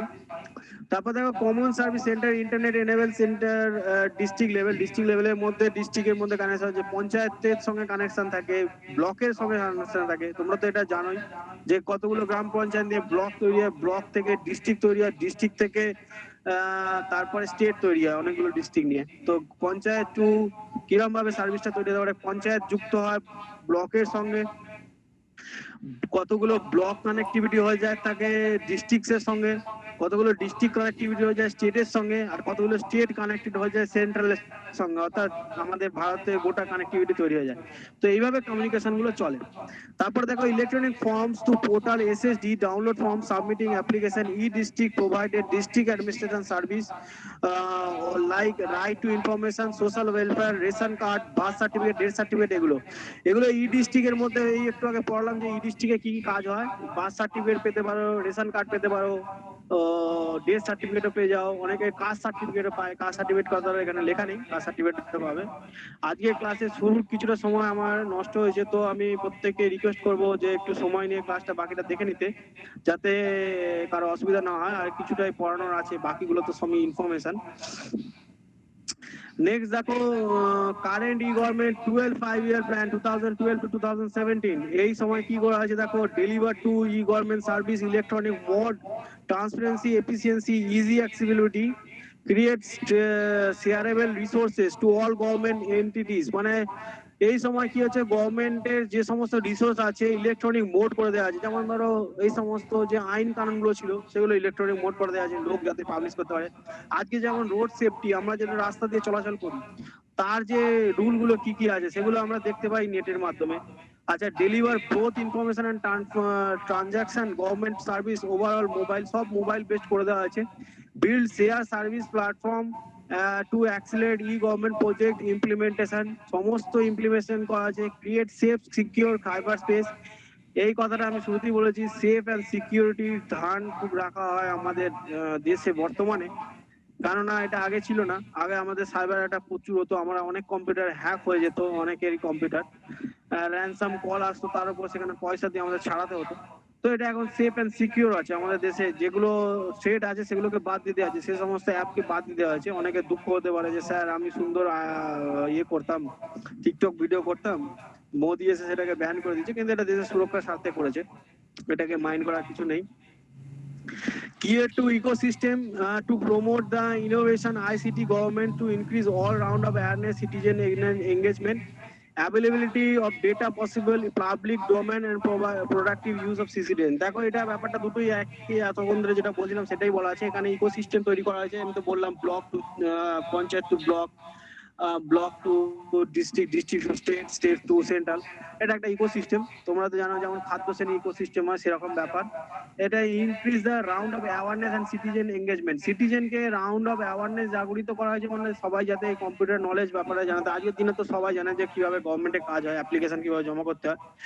আচ্ছা, availability, data possibility, public domain, public ডোমেনে এটা সবকিছু দেওয়া আছে। যেমন ধরো আজকে আমি যদি বলি আইপিসি এত নম্বর ধারাতে আমাকে যে ধরো কেউ চার্জ করলো, তো এই ধারাটা কি বলতে চাইছে, আদৌ আমার এই দোষটা করেছে কিনা, মিথ্যে মিথ্যে ফাঁসাচ্ছে কিনা, সেটা আমরা দেখে নিতে পারি। বা রোড সেফটিতে আমি রাস্তা নিয়ে বাইক নিয়ে বেরিয়েছি, অথচ আমি কিছু করিনি, আমাকে ধরেছে, তো আমাকে একটা চার্জ করেছে যে ধরো তোমার এই জিনিসটা হয়তো বলেছে যে টায়ার ঘষে গেছে, টায়ার খারাপ আছে তোমার, এর জন্য তোমার ফাইন ভরতে হবে। আদৌ এটা রুল আছে কিনা যে টায়ার ঘষে গেলে বা টায়ারের কোনো ফাংশন কাজ না করলে বা টায়ারে কোনো কিছু প্রবলেম হলে সেটার জন্য পুলিশ আমাকে ফাইন করতে পারে, এটা আমাদের আদৌ রোড সেফটিতে রুল আছে কিনা সেটা আমি দেখে নিতে পারি। এটা কিন্তু আগে পসিবল হতো না, তখন আমরা বোকার মতো চলে আসতাম, ও বাবা এমনি পয়সা দিয়ে নিয়েছে। কিন্তু এখন আমরা মোবাইল না যদি থাকে আমরা সেটা দেখে নিতে পারি। আর যদি কেউ ইচ্ছা করে কোনো কিছু জোর জবরদস্তি করে, তো আমরা ওখানে আবার ভিডিও করে পাবলিশ করে দিই যে দেখুন এই পুলিশটা এরকম ভাবে আমাদের সঙ্গে খারাপ কাজ করেছে। তো এটাও তো একটা ভালো ধরনের জিনিস ডিজিটাল ইন্ডিয়ার। তো digital India initiative has been launch on July 3rd, 2015, 1.13 lakh crore। দেখো কত টাকা খরচা করেছে আমাদের গভর্নমেন্ট, 1.13 লাখ এত টাকা খরচা করেছে, with the vision to digitally empowered of the citizen of the country. আমাদের জন্য এত টাকা খরচা করেছেন আমাদের সরকার, যদিও আমাদের টাকা ট্যাক্স থেকে নেওয়া। তো তো ফোকাস ব্রিং ট্রান্সফরমেশন আইটি, দেখো আইটি মানে ইন্ডিয়ান ট্যালেন্ট, আমি এটা একটা স্ট্রাকচার বানিয়েছি, তোমরা প্রত্যেকে পড়ে একটু মজা পাবে। আইটি মানে Indian talent, information technology and India tomorrow, IT stand for, আমি এগুলো দিয়েছি। Actually IT stand for information technology, তো আমি এটাকে কিছু কিছু শব্দ আর একটু এক্সট্রা অ্যাড করেছি, এটা জাস্ট এমনি পড়ার জন্য দিয়েছি। ইন্ডিয়ান ট্যালেন্ট আর India tomorrow, Indian talent plus Indian technology দুটো মিলে ইন্ডিয়া টুমোরো হবে। আমাদের দেশ সেরকম দিকে এগোচ্ছে। তো ডিজিটাল ইন্ডিয়া মিশনের প্রোগ্রামে ফ্ল্যাগশিপ প্রোগ্রাম আমাদের গভর্নমেন্টের কি করেছে, the vision to transform the into the dignitary empowered বা সোসাইটি, এর ফোকাসটা আইটি প্লাস আইটি বলে দিচ্ছি যে India tomorrow, to focus making technology central enable the web together large number of ideas single comprehensive vision। তো এগুলো সমস্তটা হচ্ছে সিঙ্গেল একটা আমব্রেলার তলায় নিয়ে আসা হচ্ছে, একটা ছাতার তলায় নিয়ে আসা হচ্ছে।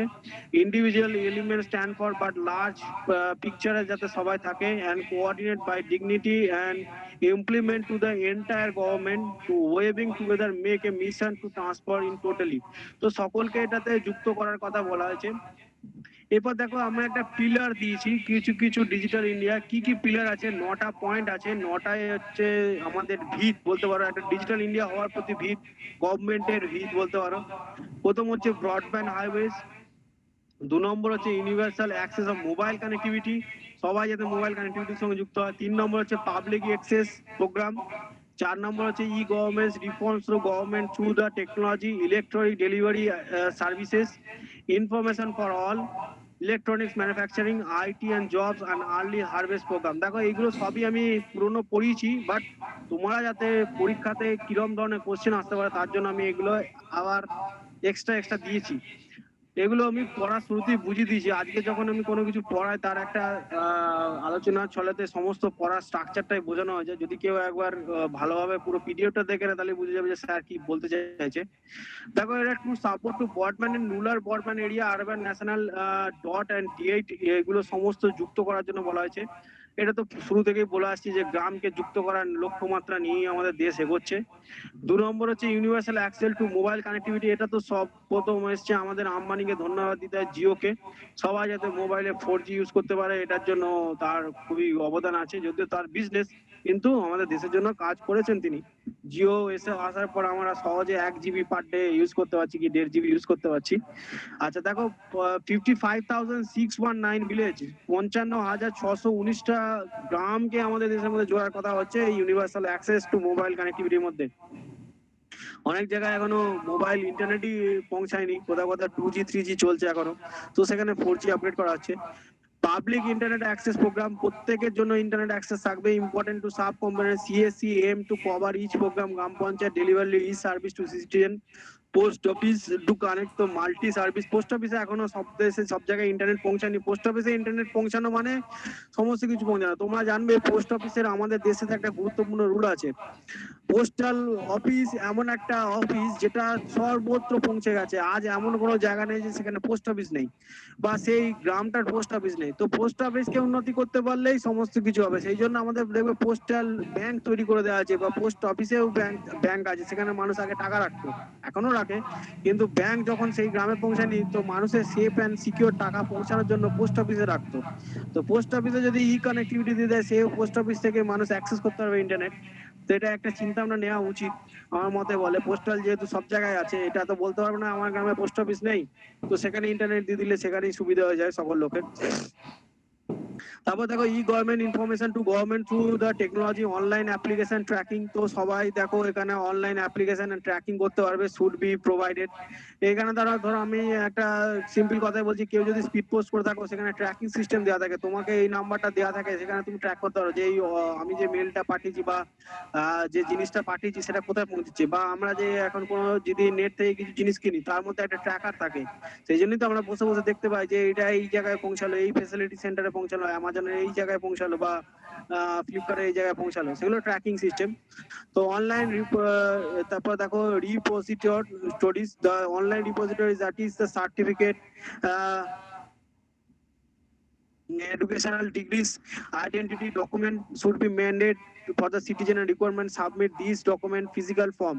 তো এগুলো অনলাইন যদি কোনো কিছু তোমার রিপ্রেজেন্টেশন করতে হয় সেগুলো ডিজিটাল ফর্মে তুমি দিতে পারো, ডকুমেন্টের ফিজিক্যাল ফর্ম একবার জমা করে দিলেই হবে, সেগুলো সবকিছু জায়গায় একই থাকবে।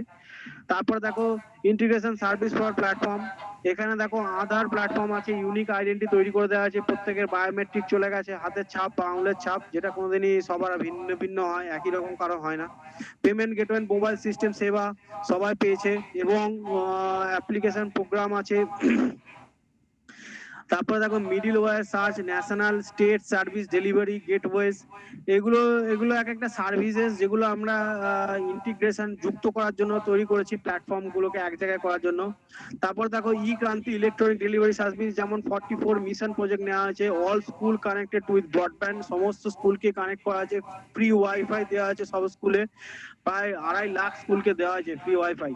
তারপর digital literacy programme, MOS development programme আগের দিনে ক্লাসে পড়িয়েছিলাম। তারপর ই লাইব্রেরি আছে, এগুলো নতুন নতুন অ্যাড হবে, এগুলো তোমরাও নিজে করতে হবে। আচ্ছা, এখানে সার্টিফিকেটের জন্য ডিজি লকার আছে, আরো অন্যান্য আছে যেগুলো পুরোনো ক্লাসে পড়িয়েছি। Technology for health and health welfare, online medical consultancy এখন চালু হয়েছে, অনেকে এখন মেডিসিনও অর্ডার দিয়ে করতে পারছে, যেমন মেডিকেল রেকর্ড রাখা হচ্ছে, অনলাইন মেডিসিন সাপ্লাই চলে আসছে। প্যান ইন্ডিয়া জুড়ে এটাকে চালু করা হয়নি, ধীরে ধীরে সব জায়গায় চলবে, গ্রামের দিকেও আসবে। পাইলট 2015 ফুল কভারেজ 3 ইয়ার্স, 3 বছরের মধ্যে এটা ফুল কভারেজ দেওয়া হওয়ার টার্গেট রাখা হয়েছে, কিন্তু এখনো তো আমাদের জায়গায় এসে পৌঁছায়নি। তো 2015 থেকে এটাকে লক্ষ্যমাত্রা রাখা হয়েছিল। Technology planning GIS base in national GIS mission mode project, যেমন geographic information system, GIS means geographic information system, যেমন জিপিএস হচ্ছে আমেরিকার, তেমনি আমাদের দেশে এটা জিআইএস সিস্টেম তৈরি করা হবে, geographic information system. In future তোমাদের মোবাইলে অ্যাপ আর জিপিএস পাবে না, জিআইএস পাবে, এটা এখন থেকে মনে রাখো। তোমরা জিপিএস যখন আমাদের দেশে ডেভেলপমেন্ট হয়ে যাবে, জিআইএস সিস্টেম প্রত্যেকের মোবাইলে এবার জিআইএস আসবে। বা নাবিক বলে একটা অ্যাপ্লিকেশন তৈরি করার চিন্তা ভাবনা রাখা আছে, নাবিকও দেখতে পারো। তো জিওগ্রাফিক ইনফরমেশন সিস্টেম মিন্স আমাদের দেশের মধ্যে জানা, অর্থাৎ কোথায় পাহাড় আছে, কোথায় পর্বত আছে, কোথায় কোন নদী আছে, কোন জায়গাটার নাম কি, তোমার বাড়ির ঠিকানা অ্যাকচুয়াল কি, সমস্ত জিআইএস এর মধ্যে পাবে। Real time price information technology for farmers, এটা ফার্মার্সের জন্য নিয়ে আসা হয়েছে। দেখো ফার্মার্স আমাদের দেশের খুবই মাত্র ভিত বলতে পারো, আমরা তাদের উপরই বেঁচে আছি।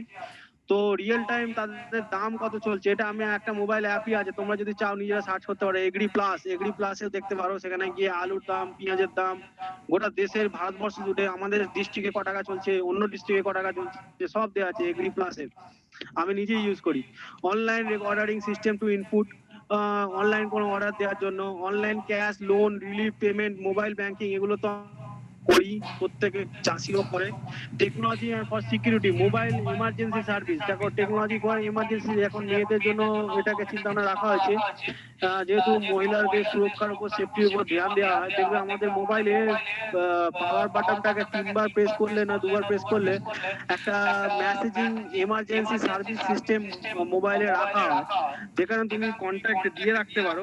এটা প্রত্যেকেই করতে পারো, দেখবে এটাকে ফলো করলে অনেক সুবিধা হবে, যদি কোনো কারণে কোনো জায়গায় অসুবিধায় পড়ে যাও পারবে, সুবিধা হয়ে যাবে। তো সেই কন্ট্যাক্টে অটোমেটিক মেসেজ চলে যাবে তোমার লোকেশন সমেত। এই মোবাইলটার বাটনটা 3 বার প্রেস করলে আমার আই থিঙ্ক, তো ওখানে মেসেজ চলে যায়, যে ব্যক্তি তিনটে I think message number put করা যায়। তো এটা এমার্জেন্সি সিস্টেম মোবাইলে এখন এনেবল করে দিয়েছে, ম্যান্ডেটরি করে দিয়েছে, থাকতেই হবে। তোমার মোবাইলেও আছে, দেখে নেবে চেক করে।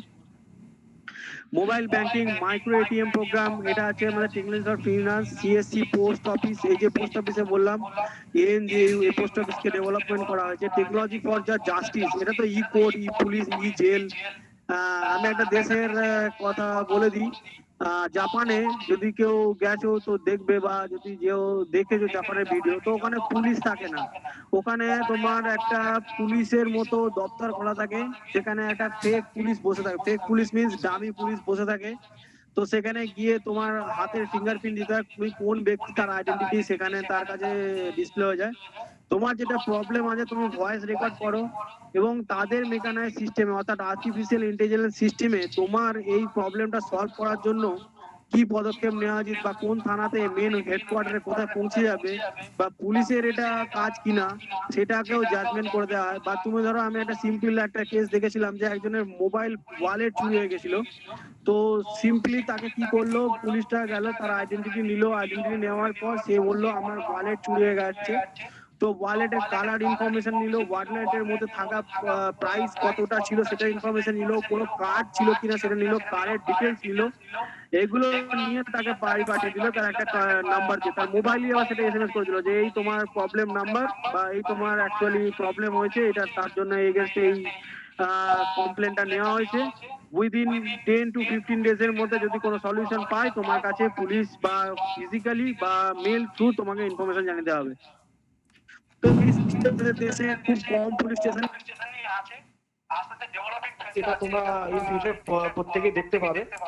আই থিঙ্ক আমি তোমাদের তো বলেইছি 2030 to 40 এর মধ্যে অনেক কিছু দেখতে হবে যেগুলো আমি এখন পড়িয়ে দিচ্ছি। Information for all online house to information document citizen have open to access information to সমস্ত ডেটা প্ল্যাটফর্ম।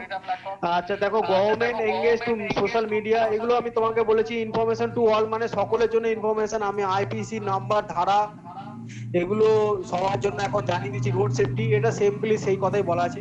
ইলেকট্রনিক্স ম্যানুফ্যাকচারিং আমি তো বলেছি আমাদের দেশে ইলেকট্রনিক ম্যানুফ্যাকচারিং এখন পর্যন্ত zero, net zero 2020 slightly domination internet এগুলো কাজ করছে ইন্টেন, আমাদের দেশে তো এখনো কোনো ইলেকট্রনিক্সই নেই।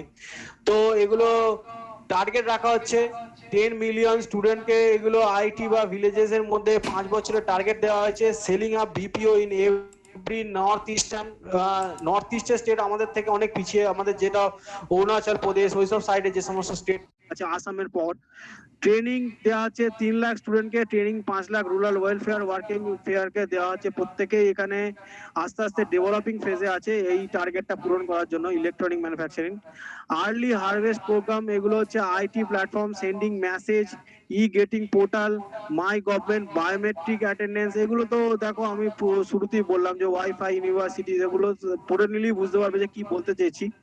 আচ্ছা নেক্সট দেখো এখানে চলে আসি 2014 এর ডিজিটাল ইন্ডিয়া ক্যাম্পেইনের উপর। Before the could be government department has to run own digital infrastructure, এটা 2014 এর যে ডিজিটাল ইন্ডিয়া ক্যাম্পেইন নেওয়া হয়েছে তার উপরে এটা কাজটা করেছে। তারপরে দেখো ইন্ডিয়ান রেলওয়ে বিজনেস নেটওয়ার্ক আছে, আমাদের দেশের রেলওয়ে একটা খুব বড় ধরনের আয় দেয়। তোমাদের এখানে একটা ছোট জিনিস বুঝিয়ে রাখি, তারপরে ক্লাসের আর কিছু নেই, সমস্ত জিনিসটা শুরু থেকে বুঝিয়ে দিয়েছি।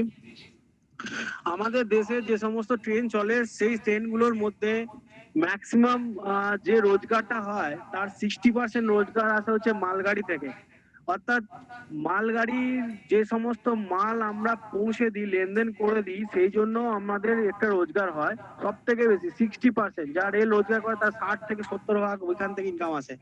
আর আমাদের যে প্যাসেঞ্জার ট্রেন এত চলে সেখানে তাতে রোজগারটা কম হয় 30%, অর্থাৎ যত টাকা খরচা তার 30% ইনকাম করতে পারে, অনেক টাকা বেশি কস্ট পেয়ার হয়ে যায় প্যাসেঞ্জার ট্রান্সপোর্ট ক্ষেত্রে। তো এখন আমরা 5 টাকা টিকিটেই যাতায়াত করতে পারি, এটা কোনো দেশে নেই, আর এগুলো ফেয়ার খুব মিনিমাম রাখা হয়।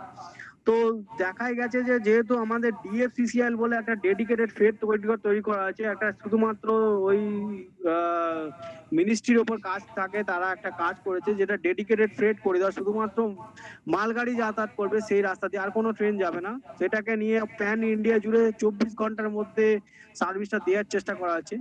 তো ইন্ডিয়ান রেলওয়ে বিজনেস নেটওয়ার্ক ধীরে ধীরে ডেভেলপিং স্টেজ আছে, এটা 2006 এর প্ল্যান, 2006 এর প্ল্যান এখন ইমপ্লিমেন্ট হচ্ছে। তো তোমরা বুঝতেই পারছো আমাদের দেশ কতটা ডিলে চলে। তো ইন্ডিয়ান রেলওয়ে আইআরসিটিসি আমাদের টিকিটিং সিস্টেমটা রাখে, এরা সমস্ত কাজ করে। তারপরে দেখো last and final NDLM national digital literacy mission, সবার জন্য শিক্ষা, যেটা অটল বিহারী স্বপ্ন ছিল, অটল বিহারী বাজপেয়ী। তো ন্যাশনাল ডিজিটাল লিটারেসি মিশনে কি করছে, institute of electronics and information technology 1994 এ তৈরি করা হয়েছে। Level certificate agency national digital literacy mission NDLM mission scheme provide digital literacy to every Indian, making 1 person every family digitally literate, অর্থাৎ একটা ঘরের মধ্যে অবশ্যই একজন যেন ডিজিটালি শিক্ষিত হয়। তো প্রাইম মিনিস্টারের এটা ডিজিটাল ইন্ডিয়া মিশনের সব থেকে লক্ষ্য, তো অর্থাৎ তোমার বাড়ির মধ্যে তুমি যেন ডিজিটালি সক্ষম, সেরকম যেন প্রত্যেকের বাড়িতে একজন থাকে যে সে মোটামুটি ডিজিটাল নলেজ তার থাকে। তা ডিজিটাল সাক্ষরতা অভিযান ডিসা, national digital literacy mission NDLM এর স্কিম আছে, এইটার উপর একটা কোশ্চেন আসে। বাকিগুলো সমস্তটাই ইনফরমেশন বেসড, নিয়ে রাখলে ভালো। এগুলো তোমার কি করবে পরীক্ষাতে এর টপিকের আশেপাশে কোশ্চেনকে করতে সলভ করবে। আমি তোমাদের বারবার বলে দিচ্ছি, এটা যতজন এখন 36 জন ভিউ আছো, তো প্রত্যেকেই জানো যে কোশ্চেন কমন দেওয়াটা কোনো টিচারের পক্ষে পসিবল নয়, যে যতই বলে থাকুক না কেন। হ্যাঁ, স্যার যেরকম ভাবে পড়িয়ে দেয় সেটার উপর বেস করে তোমরা তার কোশ্চেনটা সলভ করার প্রবাবিলিটিটা তৈরি করে দেয়। অর্থাৎ ধরো আমি NSDSL এ পড়লাম, তুমি এখান থেকে কোশ্চেন দিলো যে যে দুটো স্কিমের মাধ্যমে NDLM এটার টার্গেটটা কি, তোমরা বলতে পারো যে এটার মধ্যে আছে আমাদের কত সালে তৈরি হয়েছে 1994।